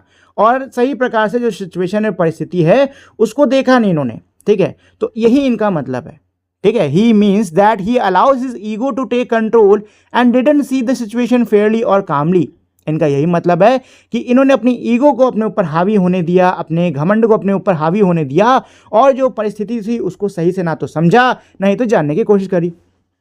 सेकंड क्या है, why does the queen says if you like we can leave this quarrel behind us. रानी ने ऐसा क्यों कहा कि अगर आप चाहें तो हम इस लड़ाई को अपने पीछे छोड़ सकते हैं। तो ऐसा रानी ने क्यों कहा, क्योंकि वो आगे बढ़ना चाह रही थी, वो इस लड़ाई पे अपना समय व्यर्थ नहीं करना चाह रही थी, वो आगे बढ़ना चाह रही थी, अपने जीवन में शांति चाह रही थी, ठीक है। तो और उन्होंने राजा को माफ भी कर दिया था, ठीक। तो इसका आंसर ये है, because she is kind and forgiving, she wants to end the fight peacefully and move on with love and understanding, ठीक है। चलो थर्ड पर चलते हैं, क्या है, fill in the blanks by choosing the correct option from those given in the bracket. Bracket में दिए हुए आपको सही ऑप्शन को पिक करना होगा। The king acknowledges that his pride clouded his judgment, which shows खाली जगह intelligence and courage, maturity and self awareness. क्या कह रहे हैं, राजा ने ये बात मानी कि इनका जो घमंड है, इसने इनके जजमेंट को, इनके न्याय करने, इनके फैसला करने की काबिलियत को थोड़ी देर तक क्लाउडेड कर लिया था, थोड़ी देर तक ढक लिया था, ठीक है। जो कि ये हमको दिखाता है कि राजा कैसे हैं, ठीक है। राजा कैसे हैं, राजा है मैच्योर और सेल्फ अवेयर, मतलब इनको खुद से आभास होगा कि इन्होंने क्या गलती करी है, तो यही वाला ऑप्शन होगा, ठीक है, mature and self aware. Next question क्या कह रहा है, state any one characteristic that the queen's response to the king's apology show about her. क्या कह रहे हैं कि रानी ने जो राजा को माफ कर दिया है, इससे हमें रानी के रानी के बारे में उनकी कैरेक्टरिस्टिक्स के बारे में हमको क्या पता चलता है। आपको कोई एक गुण, कोई एक कैरेक्टरिस्टिक उनके बारे में लिखना होगा। तो देखो रानी ने क्या करा, राजा को माफ कर दिया, ठीक है। तो फॉरगिवनेस हो गया हमारे कैरेक्टरिस्टिक, ठीक है। तो उसमें ये लिख सकते हो कि जब राजा आए उनके पास माफ़ी मांगने के लिए, तो रानी ने राजा को माफ़ कर दिया, ठीक है, और उनकी जो माफ़ी है उसको मान लिया, ठीक है। तो आंसर ये होगा forgiveness, she easily forgives the king and warmly accepts his apology, ठीक है दोस्तों। चलिए तो नेक्स्ट मेरे क्वेश्चन आंसर्स हैं, इनमें क्वेश्चन नंबर 1 क्या कह रहा है, why was the Vijayanagara empire considered to be its golden era during Krishnadeva Raya's reign. क्या कह रहे हैं कि भाई कृष्णदेव राय के राज्य के दौरान विजयनगर जो ये साम्राज्य है, इसके समय को सुनहरा समय क्यों कहा जाता है, ठीक है ना। तो इसको गोल्डन एरा क्यों कहा जाता था, क्योंकि इस समय पर इनका जो ये है विजयनगर एम्पायर, इसके अंदर चित्र, साहित्य, वास्तुकला खूब फली फूली है, ठीक है ना। इसके अलावा जो कृष्णदेव राय हैं वो खुद एक बहुत ही बुद्धिमान शासक थे, एक बहुत ही अच्छे शासक थे, बहुत ही अच्छे कवि थे, और वो सीखने सिखाने को बहुत समर्थन दिया करते थे, ठीक है। तो आंसर ये हो जाएगा, because it was a time of great achievements in art, literature and architecture. Krishnadeva Raya was a wise ruler, a poet and a patron of learning, ठीक है। चलिए सेकंड क्वेश्चन पर आते हैं दोस्तों। सेकंड क्वेश्चन क्या है, how did Tenali Ramakrishnan gain a special place in the Kings court. जो ये तेनाली रामा थे, इनको राजा की सभा में खास जगह क्यों मिली थी, कैसे मिली थी। तो खास जगह क्यों मिली थी, क्योंकि ये एक बहुत ही अच्छी कवि होने के साथ साथ एक बहुत ही बुद्धिमान क्या थे, सलाहकार भी थे, ठीक है। तो आंसर यही है कि भाई तेनालीराम किसके लिए, अपनी बुद्धि के लिए जाने जाते थे, ठीक है। इनके जो बहुत ही कठिन से कठिन समस्या होती थी ना, उसका तभी समाधान निकाल दिया करते थे, ठीक है। तो आंसर ये है, Tenali Rama was famous for his wit, clever thinking and humour. His smart solution to the problems make him a trusted adviser of the king, ठीक है। ये हो गया सेकंड। चलिए क्वेश्चन नंबर 3 पर चलते हैं। क्वेश्चन 3 मेरा क्या है, how did the quarrel between the king and the queen affected the palace. जो ये बहस है राजा रानी के बीच में, इस बहस ने महल पर कैसा असर डाला, ठीक है। तो भाई महल कैसा हो गया था, सूना सूना हो गया था। उसमें लिखा भी हुआ है कि भाई महल के आंगन जहां पे चहल पहल रहती थी वो सूने सूने हो गए थे। यही इसका आंसर होने वाला है, ठीक है। क्या होने वाला है, यही आंसर होने वाला है। The king avoided the queen and the palace became quiet and sad, the cheerful environment turn dull and tense, ठीक है। या फिर चाहो तो उसको ऐसे भी लिख सकते हो कि after the quarrel the kings all together stopped visiting the queen and because of this the palace that once used to be filled with laughter and joy has now become deserted. या रहने दो, कुछ ज्यादा ही बड़ा, इससे पहला लिख लेना, ठीक है। The king avoided the queen and the palace became quiet and sad, the cheerful environment turn dull and tense, ठीक है। यही लिख लो, ये ज्यादा बेटर है, ठीक है, छोटा है। चलो क्वेश्चन 4 पर आते हैं। What strategy did Tenali Rama use to make the king realise his mistake. Tenali Ram ने कौन सी नीति का प्रयोग करा राजा को उनकी भूल का आभास दिलाने के लिए? तो भाई तेनालीराम ने क्या करा था? तेनालीराम थाली लेकर पहुंच गए थे उनके सामने, ठीक है। तेनालीराम ने थाली लेकर पहुंच गए थे और कह रहे थे कि इस थाली के अंदर क्या है? जादुई हमारे धान के बीज हैं, ठीक है। और इसको बोगे तो 3 गुना क्या होगी? उपज होगी, ठीक है। और फिर राजा ने कहा कुछ गड़बड़ हो गई तो इन्होंने क्या कहा था इसके जवाब में कि गड़बड़ अगर हुई तो ये दिक्कत बीज की नहीं बल्कि बोने वाले की है, ठीक है। फिर इन्होंने बताया था कि अगर बोने वाला कहीं जवाही ले लेता है बोते समय तो भाई बीज इधर उधर हो जाएंगे जिसकी वजह से फसल खराब हो सकती है, ठीक है ना। तो यही इसका आंसर है। He used a story about magical paddy seeds and talked about how yawning effect sowing seeds this make the king realise, queen नहीं किंग क्योंकि राजा को आभास हुआ है ना, this make the king realise that yawning is natural and not disrespectful leading him to reflect on his overreaction, ठीक है ना। या फिर चाहो तो ये भी लिख सकते हो leading him to reflect on his mistake, ठीक है। चलो क्वेश्चन नंबर 5 पर चलते हैं दोस्तों। तो क्वेश्चन 5 मेरा क्या है? What was the reaction of courtiers when Tenali Rama introduce his special paddy seeds? क्या कह रहे कि जो सभा में बैठे लोग थे उनकी प्रतिक्रिया कैसी थी जब तेनालीराम ने ये खास प्रकार के धान के बीजों को उनके सामने दिया, मतलब दिखाया? तो उन्होंने क्या करा था? उन्होंने मजाक उड़ाया था, ठीक है ना। उन्होंने हंसी करी थी, मजाक उड़ाया था इनका, ठीक है। यही सब है। कईयों ने तो सार्कास्टिक तरीके से बोला था, कई तो हंसने लग गए थे, ठीक। तो ये इसका आंसर होगा। They laughed and mocked his idea thinking it was silly और magical, some even whispered sarcastic remarks. 6 मेरा क्या है? How does this story conclude and what lesson can we learn from it? जो ये पूरी कहानी है इसका अंत कैसे हुआ और इससे हम क्या सबक सीख सकते हैं? तो देखो कहानी का अंत कैसा हुआ है कि राजा को अपनी गलती का आभास हो गया, वो रानी के पास में जाते हैं और माफ़ी मांगते हैं और रानी उनको माफ़ कर देती है, ठीक है। और साथ ही में हमको इस चैप्टर से, इस लेसन से क्या सीख मिलती है? हमको ये सीख मिलती है कि भाई हमको अपनी ईगो को ना थोड़ा हमेशा साइड रखना चाहिए, ठीक है।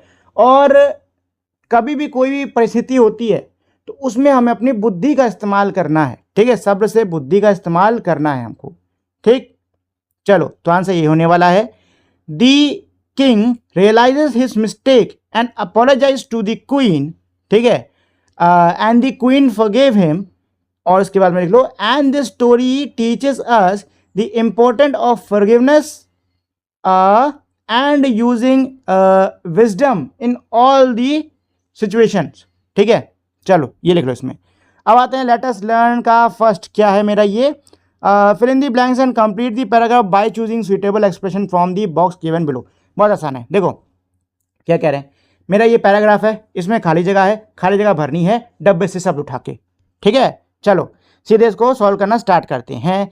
तो क्या है मेरा? My mother is quite witty, मेरी जो माता है काफ़ी ज़्यादा बुद्धिमान है। And her sense of humour always lighten stressful movements, और इनका जो सेंस ऑफ ह्यूमर है यानी कि इनका जो मजाकिया ढंग है ये हमेशा हर स्ट्रेस्ड जो भी तनाव भरी जो परिस्थितियाँ होती हैं उसको हल्का कर देता है। Once at a family dinner, एक बार की बात है परिवार के रात के खाने पर, an argument began over a minor issue, एक छोटे से मुद्दे के ऊपर बहस शुरू हो जाती है। एंड खाली जगह मेकिंग एवरीवन फील अनकंफर्टेबल, तो एक खाली जगह क्या हो सकता है? कास्ट आ शैडो, नहीं साया आना। मरमर स्वेप्ट थ्रू द रूम, क्या ये हो सकता है? मरमर स्वेप्ट थ्रू द रूम, सोचने दो। मरमर स्वेप्ट थ्रू द, नहीं ये तो नहीं होगा। नहीं ये नहीं। स्टॉर्म्ड ऑफ, नहीं स्टॉर्म्ड ऑफ, देखो स्टॉर्म्ड ऑफ का मतलब होता है गुस्से में चले जाना। माइंड इज बैक, वापस सोचना। हश फेल ओवर, जहां तक मुझको लग रहा है ये आना चाहिए, ठीक है। Hush fail over making everyone feel uncomfortable, हाँ हश फेल ओवर। क्या कह रहे हैं कि एक छोटे से मुद्दे पर कहासुनी हो गई और पूरे कमरे में शांति फैल गई और हर किसी को अनकंफर्टेबल फील होने लगा, ठीक है। Just as the things were getting serious, जैसे ही जो चीज़ें हैं वो सीरियस यानी गंभीर होती जा रही थी, she made a clever remark and laughter, खाली जगह, उन्होंने एक बहुत ही चतुर सा रिमार्क करा और जो हंसी है वो क्या हुई? फैल गई। तो फैल गई है कुछ, रिपल थ्रू, ये आ जाएगा ripple through. And the laughter ripple through the gathering. तो देखो फर्स्ट में हो जाएगा ये, सॉरी गलत कर दिया, फर्स्ट में हो जाएगा ये, सेकंड में हो जाएगा ये, ठीक है। Ripple through the gathering making everyone relax, हर कोई रिलैक्स हो गया। The person who started the argument, खाली जगह, जो व्यक्ति इसने किया आर्ग्यूमेंट करा था वो स्टॉर्म्ड ऑफ, मतलब वो वहां से गुस्से में चला गया, ये आ जाएगा। जिस व्यक्ति ने ये आर्ग्यूमेंट शुरू करा था वो गुस्से में वहां से चला गया, ठीक है। Everyone disapprove of the action and एक खाली जगह, इस एक्शन को, मतलब उसके वहां से जाने के जो काम है इसको सभी ने डिसअप्रूव किया। And a murmur swept through the room, fourth ही हो जाएगा। And a murmur swept through the room, my खाली जगह, माई माइंड रेस्ड बैक, ठीक है, फिफ्थ होगा ना ये, हाँ ये फिफ्थ है। My mind raced back to how my mother save the other situation like this, मेरा दिमाग सीधे उस परिस्थिति पे गया जब मम्मी ने ऐसी एक परिस्थिति को क्या करा था, संभाला था। विदाउट हर, उनके बिना, such moments would have cast a shadow, last हो जाएगा। ऐसे जो मोमेंट्स हैं ये छाप छोड़ जाते ऐसे गैदरिंग्स पर, ठीक है। चलो ये हो गया खत्म, ठीक है, ये हो गया इसका आंसर। चलो नेक्स्ट क्वेश्चन है इसमें, the writer uses word like roar mumble in the text to indicate sound produce. देखो जो लेखक है वो रोल्ड या मम्बर शब्द का इस्तेमाल कर रहे हैं जो साउंड प्रोड्यूस हो रहा है उसको बताने के लिए। Fill in the blanks with suitable sound word, आपको सही साउंड वर्ड से भरना होगा, डिब्बे में से आपको चुन के भरने हैं, ठीक है। You may refer to dictionary, आप डिक्शनरी की सहायता ले सकते हो अगर चाहो तो। चलो जी, तो सीधे भरना स्टार्ट करते हैं। As the teacher begin the riddle challenge, एक खाली जगह of excitement spread through the classroom. क्या कह रहे, टीचर ने पहेली की ये चुनौती से शुरू करी तो एक्साइटमेंट का फैल गया क्लास में। एक्साइटमेंट का क्या फैल सकता है, मर्मर ऑफ एक्साइटमेंट, मरमर ही हो सकता है, खुसफुसाहट। विस्पर्ड, नहीं विस्पर्ड तो नहीं होगा, ठीक है गाइस। तो फर्स्ट में आपका आ जाएगा ये मरमर, ठीक है, murmur of excitement spread through the classroom. Second क्या है, अनन्या साइड इन रिलीफ, लो जी सेकंड तो ये हो गया, Ananya sighed in relief, Ananya sighed in relief. Third पे आते हैं, think carefully the teacher began to as she wrote the riddle, ध्यान से सोचना। द टीचर मम्बल, थर्ड हो गया, लाइन से ही हो रहे हैं क्या सब, तीसरा ये हो गया। The teacher mumble as she wrote the riddle, सब तो लाइन से ही आ रहे हैं। When the question was revealed a few student gasp, ये लो फोर्थ तो ये हो गया। When the question was relieved, जब क्वेश्चन रिवील करा गया, मतलब दिखाया गया, कुछ बच्चों ने घास मतलब गहरी सांस ली, ये रियलाइज करते हुए कि आसान नहीं होने वाला, जितना उन्होंने उम्मीद की उतना आसान नहीं होने वाला है। सम स्टूडेंट खाली जगह wondering if anyone at all would be able to solve it. Some exchange क्या हो जाएगा, glances, some exchange glances देखने का कुछ है क्या, नहीं जी नहीं है। तो सम एक्सचेंज क्या हो सकता है, ग्लांसेस तो नहीं है, विस्पर ही हो सकता है, ठीक है। सम एक्सचेंज विस्पर्ड, यही हो सकता है, ठीक है। चलो 6 पर आते हैं। Just then Ananya tapped her book on the desk with a small थर्ड, ठीक है। तभी अनन्या ने थोड़े से धड़ के साथ में क्या करी, टेक्स्ट बुक को टेबल पर रखा, अपने डेस्क पर रखा, तो ये हो गया 6 आपका, ठीक है। चलो 7th है क्या इसमें, आई सी इट नाउ, उसने कहा कि मुझे समझ में आया। शी सेड स्ट्रेचिंग, उसने स्ट्रेच करते हुए यानी खुद को थोड़ा ऐसे अंगड़ाई लेते हुए ये कहा, विथ ए खाली जगह as if she had taken as if it has taken her a great effort, उसने बोला। तो इसमें क्या बचा है मेरा, ग्रोन होगा क्या, देखो ग्रोन ही है जो कि मेरा स्ट्रेचिंग के साथ में सही बैठ सकता है, और वो हुआ नहीं तो ग्रोन ही हो जाएगा, ठीक है। I see it now, she said stretching with a groan as if she has taken her great effort, ठीक है। चलो 8वां क्या, a small breeze made the windows, ये रैटल है, रैटल मतलब खड़खाने की आवाज़, तो यहाँ पे रैटल आ जाएगा ये वाला, ठीक है। ये आपका 8 हो गया रैटल, और ग्रोन ये आपका 7th है, ठीक है। चलो अब आगे बढ़ते हैं, 9th और 10th बचा है।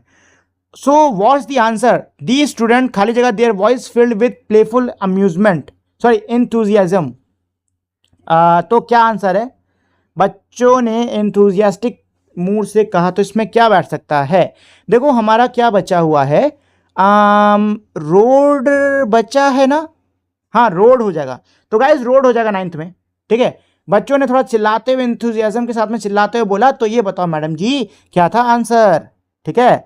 लास्ट क्या है, leaning forward with a smile, Ananya खाली जगह sometime the ट्रिकीएस्ट question has the simplest answer. आगे लीन करते हुए मुस्कुराहट के साथ में अनन्या ने कहा कि कई बार जो बहुत ही ट्रिकीएस्ट क्वेश्चन होते हैं उनके बहुत ही साधारण से आंसर होते हैं। तो इसका अब क्या होगा, तो मेरा क्या बचा है दोस्तों, स्निकर्स, स्निकर ही बचा है ना हमारा, तो ये 10 हो जाएगा, ठीक है। स्निकर्स का मतलब थोड़ा हंसते हुए बोलना, ठीक है। तो ये 10 हो गया। चलिए दोस्तों, तो ये तो हो गया मेरा ये वाला क्वेश्चन कंप्लीट।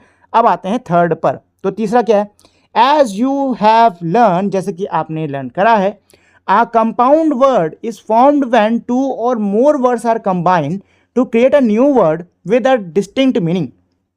क्या कह रहे हैं कि कंपाउंड वर्ड मेरा कब बनता है, जब हम दो या दो से ज्यादा शब्द को क्या करते हैं, कंबाइन करते हैं, आपस में मिलाते हैं और उससे एक अलग मीनिंग वाला शब्द मेरा बनता है। दीज आर ऑफ 3 टाइप, ये 3 टाइप के होते हैं। क्लोज्ड कंपाउंड जैसे सनलाइट, कोल्ट्यूम, हाइफनेटेड कंपाउंड जिसमें हाइफन लगता है, well played, and open compound जैसे पैडी सील, जिसमें पैडी और सीड अलग अलग वर्ड्स हैं, ठीक है। Create a new compound word by matching words in column 1 with column 2। देखो क्या कह रहे हैं, कॉलम 1 को 2 से मिलाते हुए आपको नए कंपाउंड वर्ड बनाने होंगे। चलो बनाना शुरू करते हैं। तो भाई क्विक हो जाएगा विटेड, क्विक को मिला लो विटेड से, क्विक विटेड, ठीक है। क्विक विटेड, क्विक विटेड किसको बोलते हैं, जो कि बहुत ही जल्दी सोच लेता है, ठीक है, बढ़िया इसकी सोच होती है, फटाक से समझ जाता है। सॉफ्ट, सॉफ्ट स्पोकन, नहीं सॉफ्ट स्पोकन नहीं होगा, सॉफ्ट सॉफ्ट सॉफ्ट, देखो स्पोकन के लिए कुछ और है क्या, कॉमन स्पोकन हाउस नहीं, इल स्पोकन, इल स्पोकन हो सकता है, इल स्पोकन मतलब गलत बोलने वाला थोड़ा सा, ठीक है। नहीं नहीं, इल टेम्पर्ड भी हो सकता है, गुस्से वाला, ठीक है। तो एक काम करते हैं, सॉफ्ट स्पोकन पे लगाते हैं, सॉफ्ट स्पोकन, ठीक है, मतलब धीरे धीरे आहिस्ते आहिस्ते बोलने वाला। कॉमन सेंस, हाँ कॉमन सेंस है 3, ठीक है। हाउस, हाउस हाउस स्टोर नहीं, house house hold, house hold मतलब घर घर की बात, ठीक है। Book, book store, book store नहीं, बुक स्टोर नहीं होगा, बुक स्टोर किताब की दुकान, बुक स्टोर ही होगा क्या, बुक स्टोर हो सकता है, हाँ बुक स्टोर हो सकता है।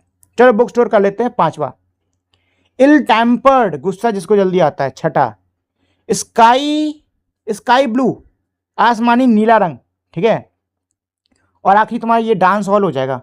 क्या हो जाएगा जी, डांस हॉल, ठीक है दोस्तों। चलिए सॉरी, तो ये तो हो गया हमारा इसका आंसर।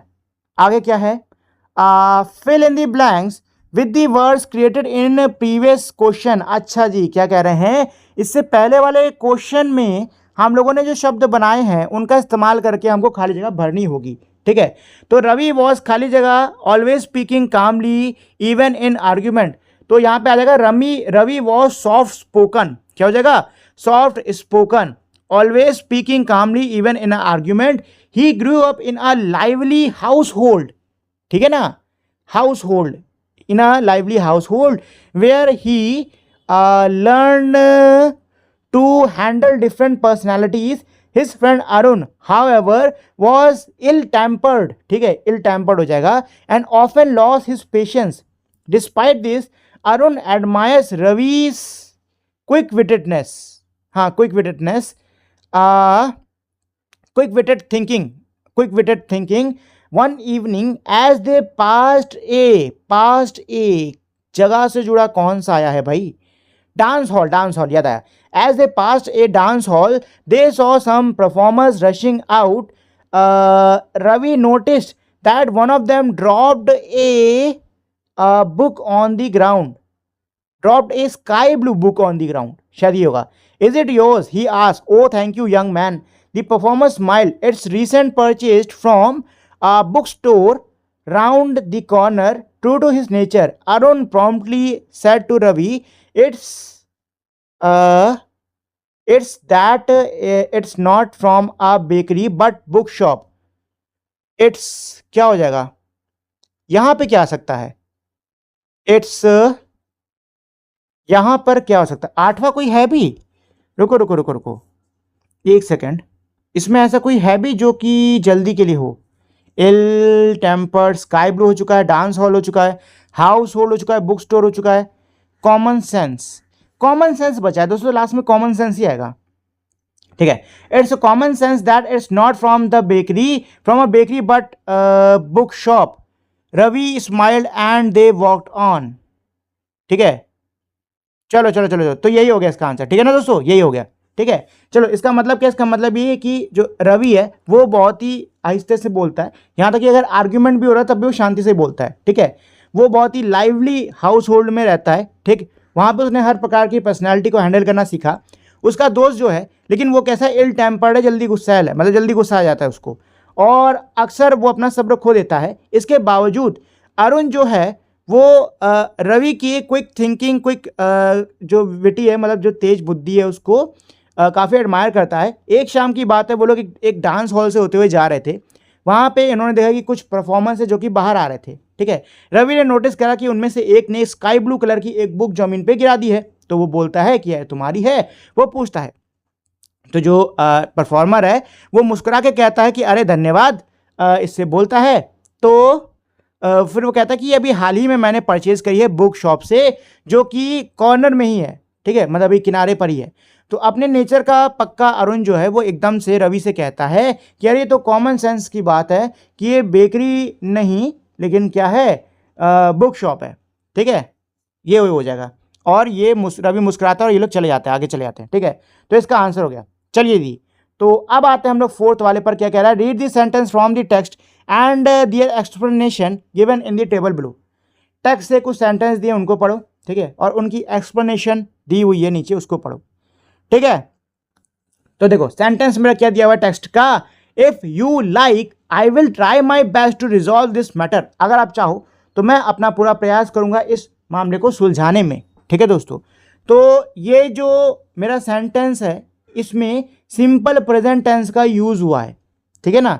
किसका? सिंपल प्रेजेंट टेंस का यूज हुआ है। एक्सप्लेनेशन क्या है कि the condition in the if clause may और may not be fulfil, the present tense refers only to the possible future action. क्या कह रहे हैं कि भाई यहाँ पे जो इफ का यूज हुआ है, इसका मतलब क्या है कि ये जो कंडीशन है ये हो सकता है पूरी हो सकता है पूरी ना हो। जो हमारा प्रेजेंट टेंस है वो जो हमारे पॉसिबल फ्यूचर एक्शंस है ना, उनको क्या कर रहा है, उनको रेफर कर रहा है, ठीक। सेकंड क्या है, if by chance some time something were to go wrong our farmers would suffer. अगर कहीं गलती से कुछ गड़बड़ हो जाती है तो हमारे किसानों को झेलना पड़ेगा। ये हमारा सिंपल पास्ट में है, ठीक है। The condition in the if clause express a hypothetical और इमेजिनरी सिचुएशन। अच्छा, देखिए ये जो सेंटेंसेस है ना, इनमें इफ का यूज है, अगर का यूज है, ठीक है ना। और इसी चीज पे फोकस किया जा रहा है कि जो मेरा सेंटेंस है इसका जो टेंस है वो सिंपल पास्ट में है, और यहाँ पे इफ किस लिए इस्तेमाल है? इफ अगर इसलिए इस्तेमाल है कि मान लो कोई गड़बड़ होती है तो किसानों को झेलना पड़ेगा, मतलब किसी इमेजिनरी सिचुएशन को ये रेफर कर रही है कि कोई काल्पनिक सिचुएशन है, क्योंकि अगर कुछ गड़बड़ हो तो ऐसा हो सकता है, ठीक है, ऐसा हो सकता है, उसको रेफर कर रही है। If I had known this would happen I would have chosen another day. क्या इसका मतलब? अगर मुझे पता होता तो मैं कोई और दिन चुनती, ठीक है। तो इसका टेंस क्या है? पास्ट परफेक्ट, ठीक है। और कंडीशन क्या है कि यहाँ पे इफ का यूज कैसे करा गया है? इफ का यूज ये दिखाने के लिए करा गया है कि जो स्पीकर है उसको अपने बात मतलब अतीत में जो घटनाएं हुई उसमें पछतावा है, ठीक है। और उसको अब फिर से, अब देखो अतीत की घटनाओं को बदलना तो असंभव होता है क्योंकि टाइम ट्रैवल तो कोई कर नहीं सकता। तो वही कह रहे हैं कि भाई अतीत की जो घटना है ये इसको बदलना क्या है? असंभव है। और इस बात पे जो स्पीकर इनको क्या है? पछतावा है, ठीक है। और इसको अब ये सही करना चाह रहे हैं, ठीक है। In sentence 1 if you like is the subordinate clause if clause and I will try my best to resolve this issue is the main clause. क्या कह रहे हैं? ऊपर सेंटेंस 1 के अंदर इफ यू लाइक जो है ये मेरा सबऑर्डिनेट क्लॉज है, ठीक है। और मेन क्लॉज इसमें क्या है कि आई will try my best. Identify the subordinate and the main clause in sentence 2 and 3। क्या कह रहे हैं? सेंटेंस 2 और 3 में आपको सबऑर्डिनेट और मेन क्लॉज को क्या करना होगा? आइडेंटिफाई करना होगा। तो देखो पहले तो ये समझ लो कि सबऑर्डिनेट क्लॉज और मेन क्लॉज होता क्या है, ठीक है ना। सबऑर्डिनेट क्लॉज और मेन क्लॉज क्या है, इसको सेंटेंस 1 की मदद से सीखते हैं। सेंटेंस 1 क्या कह रहा था, अगर आप चाहो तो मैं अपना पूरा प्रयास करूंगा इस मामले को सुलझाने में। तो अगर आप चाहो, ये क्या हो गया मेरा सबऑर्डिनेट। देखो मेन बात क्या है, मेन बात तो मेरी इसमें यही है कि मैं अपना पूरा प्रयास करूंगा मामला को सुलझाने में, ठीक है, इसलिए ये मेरा मेन क्लॉज है। और सबऑर्डिनेट क्लॉज क्या है, क्योंकि ये ऑप्शन दे रहा है कि अगर आप चाहो, ठीक है, अगर आप चाहो, तो ये क्या हो गया, ये ना इसके साथ में जुड़ा, ये जो है इफ यू लाइक, ये इसके साथ में जुड़ा हुआ है, ठीक है ना, इस वजह से ये हो गया इसका सबऑर्डिनेट क्लॉज, ठीक, ये चीज है, ये मेरे अच्छा क्लॉज होते हैं। Now match the subordinate clause if clause in column 1 with the appropriate main clause in column 2 to make complete sentences। क्या कह रहे हैं कि कॉलम 1 में मेरे सबऑर्डिनेट क्लॉज दे रखे हुए हैं, कॉलम 2 में मेरे वो दिए हुए हैं, मेन क्लॉज दिए हुए हैं। आपको क्या करना होगा, इनको मिलाना होगा सेंटेंस को कंप्लीट करने के लिए, ठीक है। तो चलो भाई मिलाना स्टार्ट करते हैं। तो पहला क्या है, if I had a magic wand, अगर मेरे पास जादुई छड़ी होती तो क्या करता मैं, I would give my self a wing, I would give my self wings, मैं खुद को पर दे देता। इफ इट रेन्स टुमारो, अगर कल बारिश होगी तो बारिश में क्या करते हैं भाई, रेनकोट पहनते हैं, ऐसा कुछ है, ये हो जाएगा। अगर कल बारिश हुई तो हम घर पे बैठ के बोर्ड गेम खेलेंगे, ठीक है। थर्ड क्या है, if you have listen carefully, अगर तुमने ध्यान से सुना होता तो सुनने पे क्या होता, थिएटर नहीं, सीक्रेट नहीं, पजल ही हो जाएगा। अगर तुमने ध्यान से सुना होता तो तुम पजल को सुलझा लेते, ठीक है।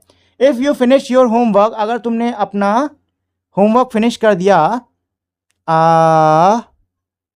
तो क्या है, if you finish your homework we will go to the theatre, अगर तुमने अपना होमवर्क खत्म कर दिया तो हम लोग थिएटर जाएंगे, ठीक है। इफ आई वर इनविजिबल, अगर मैं गायब होता, I would sneak in to the secret room, तो मैं सीक्रेट कमरे में चला जाता। If the alarm had rang, अगर अलार्म बजा होता तो लड़के समय पर उठ जाते, ठीक है ना, ये हो गया इसका आंसर। चलिए नेक्स्ट मेरा क्या कह रहा है, complete the following sentences appropriately with either the main clause और the subordinate clause if clause. देखो बहुत आसान है, क्या कह रहे हैं, आपको सेंटेंस को पूरा करना होगा मेन क्लॉज या सबऑर्डिनेट क्लॉज का यूज करते हुए, ठीक है। तो फर्स्ट मेरा क्या है, your teacher will be unhappy, तुम्हारे टीचर क्या होंगे, अनहैप्पी होंगे। इफ, अगर, देखो टीचर कब अनहैप्पी होते हैं, जब आप होमवर्क नहीं करते हो, तो यहाँ पे ये होगा your teacher will be unhappy if you don't complete your homework, ठीक है ना, और if you don't finish your homework, ठीक है। चलो सेकंड पर आते हैं, दे would have caught the train if, उन्होंने ट्रेन पकड़ ली होती अगर कुछ समय पहले थोड़ा जल्दी आ जाते, ठीक है ना, तो यही इसमें लिख लो, they would have caught the train if they had left, या फिर रुको, if they had arrived few minutes earlier, ठीक है, ये लिख लो। थर्ड क्या है, खाली जगह, if you continue to stay up late every night, अगर तुम रोज रात देर तक जगोगे तो क्या होगी, तबियत खराब हो जाएगी या फिर थके थके रहोगे, ठीक है, तो इसमें ये लिख लो, यू विल फील टायर्ड, ठीक है, ये हो जाएगा, you will feel tired if you continue to stay up late every night. Fourth क्या है, if she knew the answer, अगर उसको आंसर पता होता तो आंसर पता होने पे क्या होता, तो जवाब देती वो, ठीक है। If she knew the answer then she would have answered it, नहीं, then she would have, then she would have raised her hand कर दो, ठीक है। if she knew the answer she would have raised her hand, ठीक। Fifth क्या है, खाली जगह, if she had studied harder, अगर उसने कड़ी मेहनत करी होती, तो भाई कड़ी मेहनत कब करते पेपर में, तो यही होगा कि वो पास हो जाती अगर उसने कड़ी मेहनत करी होती। She would have pass the exam if she had studied harder, ठीक है। चलो छठे पर आते हैं, if I had a million rupees, अगर अब मेरे पास में मिलियन रुपए होते तो क्या करते आप लोग बताओ, आपके पास मिलियन रुपए होते तो क्या करते, खिलौने खरीद डालते, है कि नहीं, नहीं 8th क्लास के बच्चे हो, खिलौने कहाँ खरीदोगे भाई आप लोग, तो आप लोग क्या खरीदते, अच्छे अच्छे कपड़े, बताओ, कि लोगों की मदद करते, बताओ क्या करते। चलो तो जो भी करते हैं आप यहाँ पे लिख लीजिएगा, मैं लिखा दे रहा हूँ, if I had a million rupees, अगर मेरे पास मिलियन रुपए होते, then I would have help the needy, तो जो ज़रूरतमंद है उनकी मैं सहायता करता, ठीक है दोस्तों। चलिए नेक्स्ट क्वेश्चन पर आते हैं, क्या है, complete the following sentence, one example has been done for you, जो ये जो सेंटेंस है इनको पूरा करना है, एग्जाम्पल दिया हुआ है, if I were a tree, अगर मैं पेड़ होता, I would play with the wind and talk to the birds, तो मैं हवा के साथ खेलता और चिड़ियों के साथ में बात करता। ठीक है, चलो सेकंड पर आते हैं। If I were the head teacher of my school, अगर मैं अपने स्कूल का हेड टीचर होता तो मैं क्या करता? अगर आप लोग हेड टीचर होते तो क्या करते? स्कूल बंद करा देते? बताओ, स्कूल बंद करा दोगे हैं कि गेम्स खूब कराते? क्या कराते बताइए? चलो कुछ अच्छा लिखते हैं, ऐसा नहीं लिखते हैं। If I were the head teacher of the school I would start more fun learning activities, अगर मैं स्कूल का हेड टीचर होता तो मैं और मज़ेदार सीखने की एक्टिविटीज़ को क्या करता? शुरू करता। ठीक है, बंद कराने वाली बात अपने तक रखो, अपने टीचर तक मत पहुंचाओ, नहीं तो पिटाई कर देंगे टीचर। ठीक है, थर्ड क्या है? If I were a bird, अगर मैं चिड़िया होता तो भाई उड़ते, सीधी सी बात है। If I were a bird I would have flow, नहीं, आई वुड फ्लाई, किसके ऊपर उड़ोगे? पहाड़ों के ऊपर, जंगल के ऊपर, पहाड़ों के पार हैं, तो यही लिख लो। If I were a bird I would have flown over the mountains across the forest, नहीं, जंगल के ऊपर था ना, फ्लोन ओवर दी फॉरेस्ट होगा, अक्रॉस दी माउंटेन होगा, जंगल के ऊपर पहाड़ों के पार। ठीक है, उल्टा बोल दिया मैंने, पहाड़ों के ऊपर जंगल के पार बोल दिया था। चलो अच्छा, ये रहने दो। अच्छा, ये गाना याद है ना, जंगल के ऊपर पहाड़ों के पार? जिन्होंने कार्टून देखा होगा ना पुराना वाला, उनको पता होगा। छोड़ो, क्वेश्चन पे फोकस करते हैं। If I were a bird, अगर मैं चिड़िया होता, I would fly across mountain and oceans, ये पढ़ लो इसमें। ठीक है, चलो जी फोर्थ पर आते हैं। If I were a magician, अगर मैं जादूगर होता तो क्या करता? भाई जादूगर हो तो जादू करते गायब हो जाते। ठीक है, if I were a magician I would, कौन सा जादू करते वैसे? सोचो कौन सा जादू करते, सोचो। गायब करने का, किसको गायब करने का? बुक को। ठीक है, if I were a magician I would make all the books disappear, मैं सारी बुक्स को गायब कर देता। ठीक है, if I had studied harder, अगर मैंने कड़ी मेहनत करी होती तो एग्जाम पार हो जाता, अच्छे नंबर आते, ये लिख लो। I would have scored much better.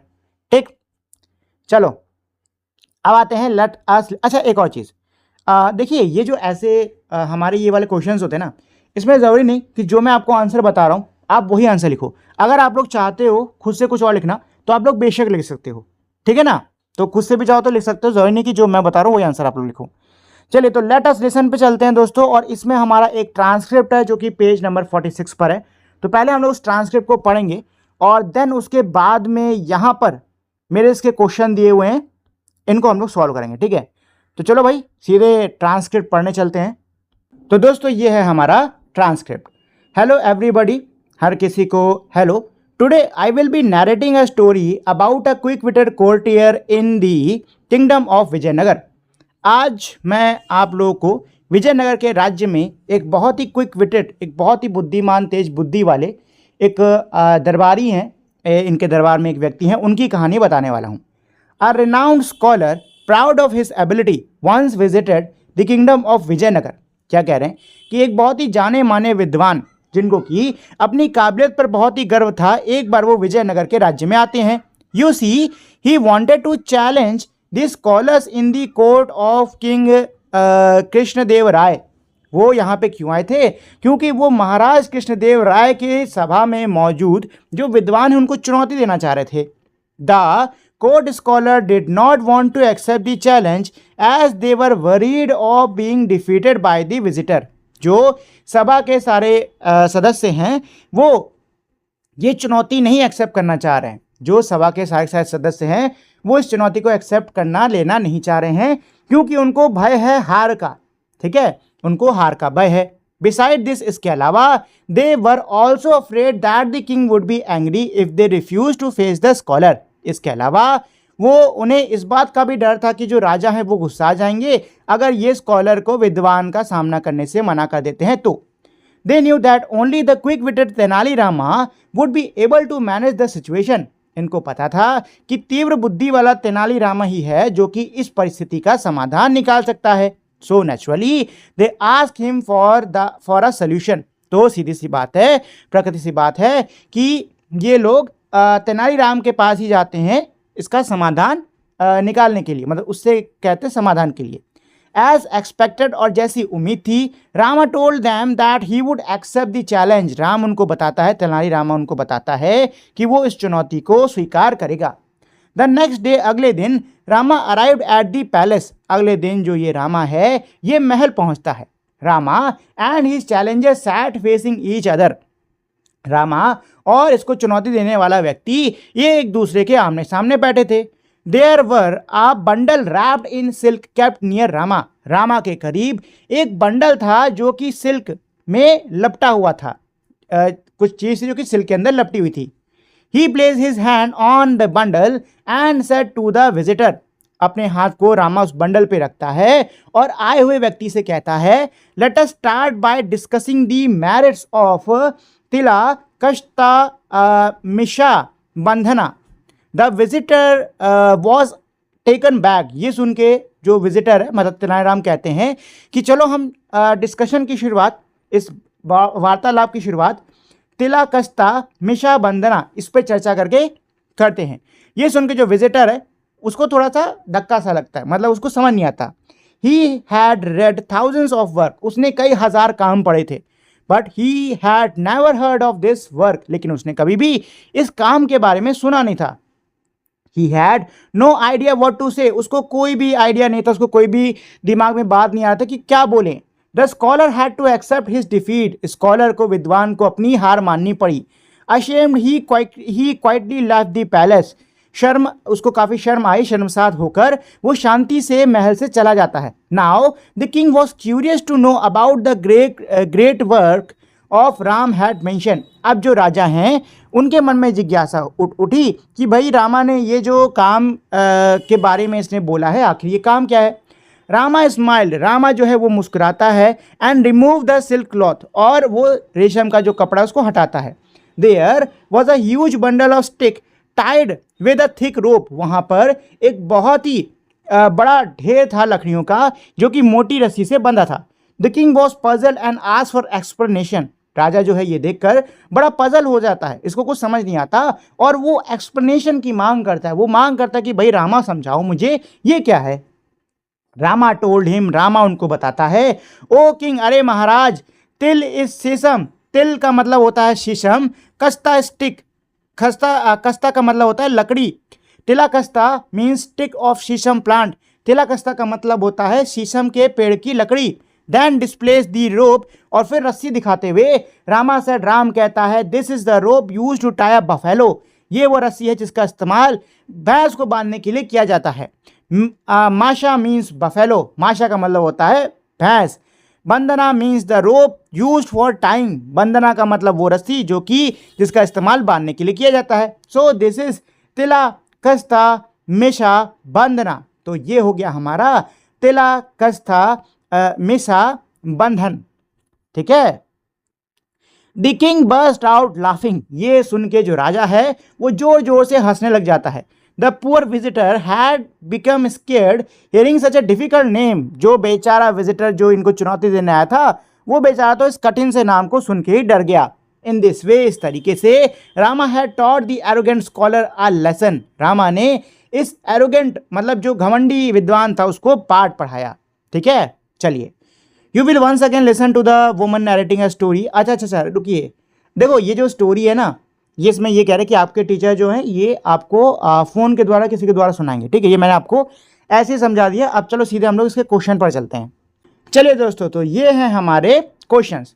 पहला क्या कह रहा है, the rope tying the bundle of the stick was, जो जिस रस्सी से वो बंडल्स बंधे हुए थे वो कैसी थी, ढीली थी, मोटी थी कि छोटी थी, तो आंसर है वो कैसी थी, थिक, मोटी थी, ठीक है।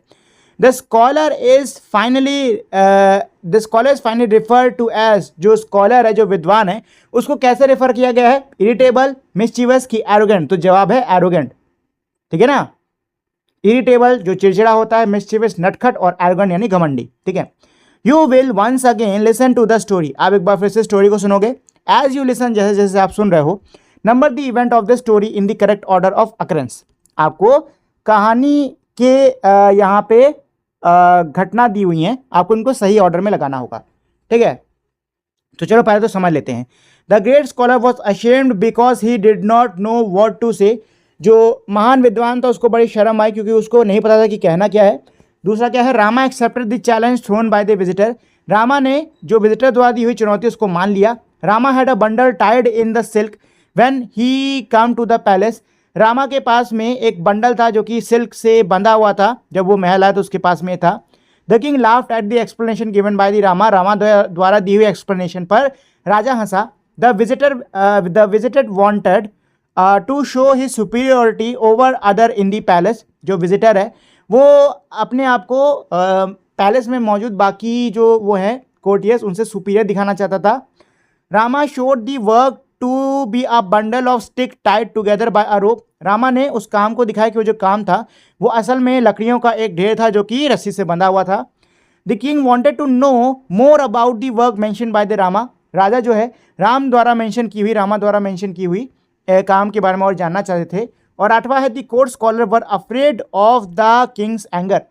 जो सभा के विद्वान थे वो राजा के गुस्से से क्या थे, भयभीत थे। ठीक है, चलो जी, तो लगाना शुरू करते हैं दोस्तों। तो देखिए, सबसे पहले हमारा एक स्कॉलर है जो कि चैलेंज करना चाहता है सभी को ताकि अपनी सुपीरियरिटी दिखा सके। तो सबसे पहले तो नंबर 1 ये हो जाएगा, ठीक है ना। उसके बाद में सभी जो वो हैं विद्वान हैं कोर्ट के, वो उस चैलेंज को एक्सेप्ट नहीं करना चाहते क्योंकि वो डरते थे हार से, और साथ ही में उनको राजा के गुस्से की भी चिंता थी। तो ये हो गया आपका नंबर 2, ठीक है। उसके बाद में है कि रामा जो है वो चुनौती को एक्सेप्ट कर लेते हैं, ठीक है। देन उसके बाद में जब वो महल में आते हैं तो उनके पास लकड़ियों का एक मतलब एक ढेर था जो कि रेशम के कपड़े में बंधा हुआ था, ठीक है। इसके बाद में है कि फिर क्या आ जाएगा हमारा, the king laugh the great scholar. हाँ, जो ग्रेट स्कॉलर था उसको बहुत ही शर्मिंदगी महसूस हुई क्योंकि उसका वो कुछ जवाब नहीं दे पाए, ठीक है। फिर ग्रेट स्कॉलर चला गया है। जो राजा है वो जानना चाहते हैं कि ये जो रामा है इसने किस काम का जिक्र किया हुआ है। और आखिरी में जब राजा को सारी बात वो समझाता है तो राजा जो है वो एक सेकंड, हाँ, जानना चाहते थे। रामा जो है वो काम दिखाता है कि ये क्या है, ये काम असल में लकड़ियाँ हैं जो कि रस्सी से बंधी हुई हैं। राजा जब ये सब देखता है तो वो हंसने लग जाता है, ठीक है। तो ये होगा 8। तो ये होगा दोस्तों इसका सही ऑर्डर, ठीक है, ये इसका सही ऑर्डर। चलिए, लेट्स स्पीक। क्या है हमारा, while asking a question it is important to use the appropriate tone to convey the correct meaning। क्या कह रहे हैं कि जब हम लोग सवाल पूछ रहे हैं तो ये बहुत ही महत्वपूर्ण होता है कि हम सही टोन का इस्तेमाल करें ताकि जो सवाल का अर्थ है वो सही से कन्वे किया जा सके, बताया जा सके, ठीक है। चलो, yes or no questions have a rising tone at the end। yes और no क्वेश्चन के अंत में क्या होता है, राइजिंग टोन, यानी कि आवाज मेरी उठती है, ठीक है। जैसे कि are you coming home, yes और no, are you coming home और are you not coming home, ठीक है। तो इसके आखिरी में जो टोन होती है कैसी होती है, उठती है। WH questions have a falling tone at the end. और जो WH क्वेश्चन होते हैं उनके आखिरी में जो टोन होती है फॉलिंग होती है। When will you come home, ठीक है, ऐसे। This rise and fall in tone is called intonation. ये जो उठना और गिरना है हमारे टोन के अंदर, इसको हम बोलते हैं intonation. Now work in pair, जोड़ों में काम करो, and mark the intonation in the question given below. और नीचे दिए हुए जो क्वेश्चंस हैं उनमें जो एंटोनेशन है उसको क्या करो, मार्क करो, ठीक है। Take turn to practise by saying them aloud with correct information, sorry intonation. क्या कह रहे हैं, सही एंटोनेशन के साथ में इनको बोलने की भी कोशिश करो। तो सबसे पहले है इज दिस योर कैट, ठीक है। तो कैसे बोलते हैं, इज दिस योर कैट, ठीक है, इसमें ये एंटोनेशन होता है। सेकेंड वाले में क्या है, what is the name of your cat, ठीक है। Will you be going to your village? Why are you going to your village? Is there where you live? ठीक है, तो इस तरीके से आपको क्या करना है, इनको रीड करना होगा, समझे। चलिए, अच्छा यहां पे और भी है। Where do you live? Can I meet your parents? How are your parents? Do you have any plans for tomorrow? What are you going to do tomorrow? ठीक है, तो इस तरीके से इनको बोलना है। WH वाले जो क्वेश्चंस हैं इनको शुरुआत में आप थोड़ा अप मतलब थोड़ा ऊपर से बोलोगे, थोड़ा जोर देकर बोलोगे, फिर आखिरी में ढीला करते जाओगे आप अपनी टोन को, ठीक है। चलो, what, why, when, how, where and who are word use to ask question. ये जो शब्द है मेरे, what, why, when, how, where, who, इनका इस्तेमाल सवाल पूछने के लिए किया जाता है। These words are called question words, इसीलिए इनको क्वेश्चन वर्ड्स, सवाल पूछने वाले शब्द कहते हैं। Let us use these words and make some question. चलिए हम इन वर्ड्स का यूज करके कुछ सवालों को बनाते हैं। While making question remember the correct word order. जब सवाल बना रहे हो तो शब्दों का सही क्रम ध्यान में रखना।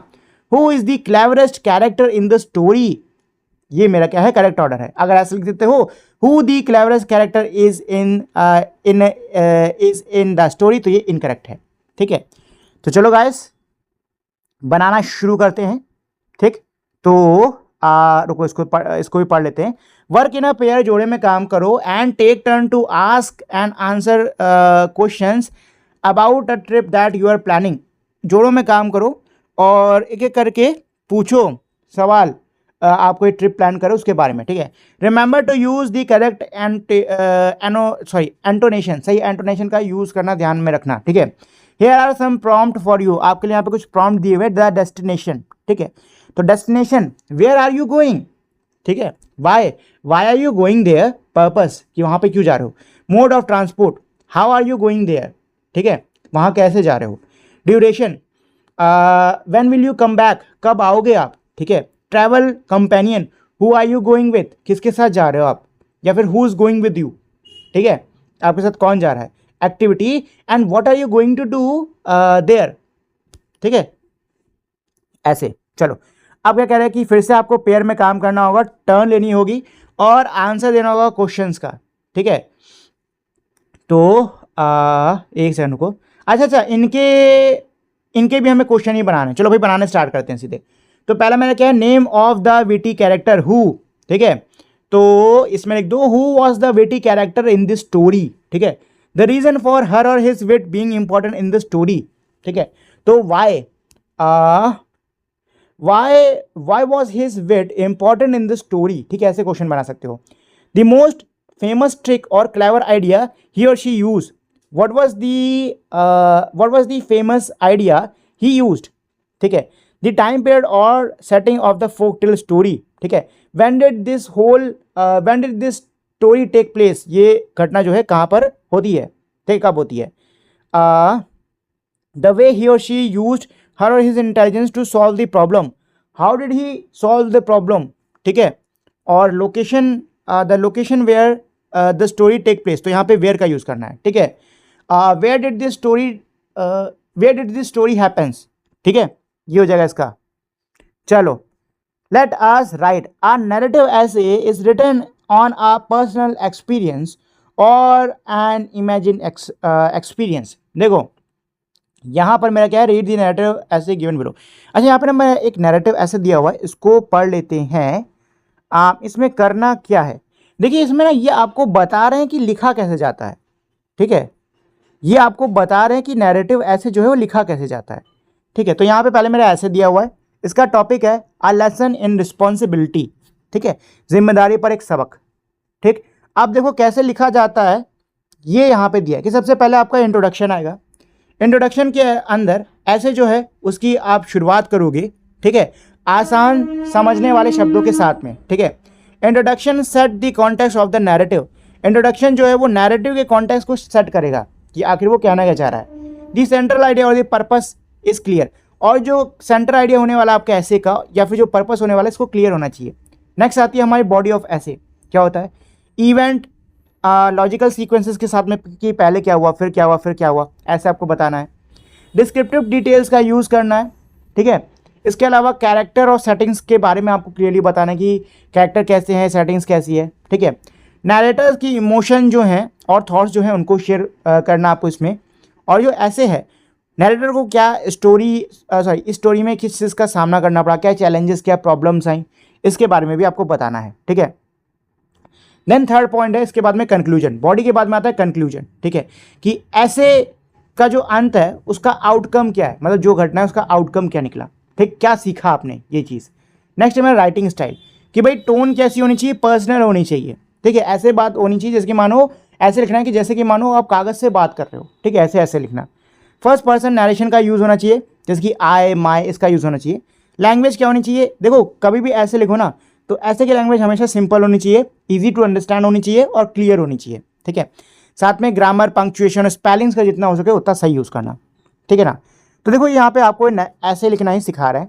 ठीक है, आपको ये ऐसे अगर आप चाहो तो पढ़ सकते हो और चाहो तो स्किप कर सकते हो। वैसे पढ़ लोगे तो ज़्यादा बेटर है, आपको थोड़ी नॉलेज ऐसे के बारे में मिल जाएगी, ठीक है। बट अगर आप डायरेक्ट भी इसको करते हो तो कोई इशू नहीं है, ठीक है ना। चलिए, तो ये तो हमारा ऐसे हो गया। नेक्स्ट इसमें हमारा लेट्स एक्सप्लोर। अब यहाँ पे लाइमरिक्स की बात हो रही है, ठीक है। तो दोस्तों लाइमरिक्स क्या होते हैं? लाइमरिक्स ये मेरी 5-5 लाइन की पोयम होती हैं, इससे पहले भी हम लोग ये पढ़ चुके हैं। और इनके रुको रुको क्या था, मैं भूल गया। लाइमरिक्स 5 लाइन की होती थी, उसमें क्या होता था, that have a twist in the last line. अच्छा, लास्ट लाइन में ट्विस्ट होता था, ठीक है। जैसे यहाँ पे दिया है, Raju flu his kite in the sky so wide it sword with grace full of pride but a crow came along singing it's song and now it's the crow on a joy ride. अच्छा अच्छा अच्छा, ठीक है ठीक है। देखो लाइमरिक्स क्या होते हैं, ये हमारी मज़ेदार कविताएं होती हैं, ठीक है। शॉर्ट में 5 लाइन में लिखी जाती हैं, ठीक है।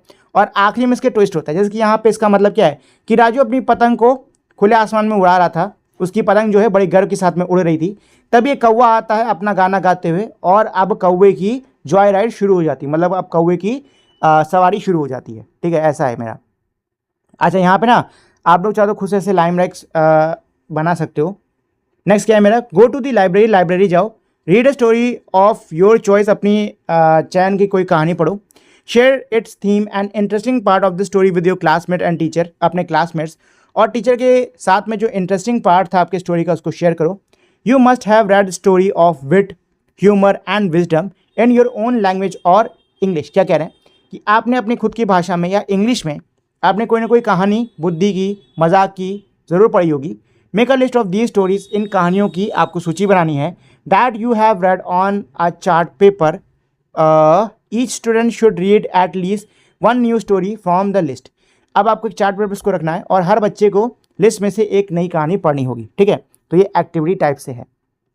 चलिए दोस्तों, तो ये तो था हमारे चैप्टर का एंड। इसी के साथ में पूरा चैप्टर है ये मेरा ख़त्म हो गया है। उम्मीद करता हूँ आपको ये चैप्टर समझ में आ गया होगा, साथ ही में आपको इसको पढ़ने में मज़ा भी आया होगा। जाने से पहले दोस्तों एक बहुत ही छोटी सी रिक्वेस्ट करना चाहूँगा कि अगर आप लोगों ने अभी तक इस वीडियो को लाइक शेयर और मेरे चैनल को सब्सक्राइब नहीं किया है तो प्लीज़ फटाफट से आप लोग इस वीडियो को लाइक शेयर और मेरे चैनल को सब्सक्राइब कर दीजिए, ताकि आपको भविष्य में भी ऐसे ही कमाल की वीडियोज़ मिलते रहें। तो अब हम लोग मिलेंगे हमारी अगली वीडियो में, तब तक के लिए नमस्कार।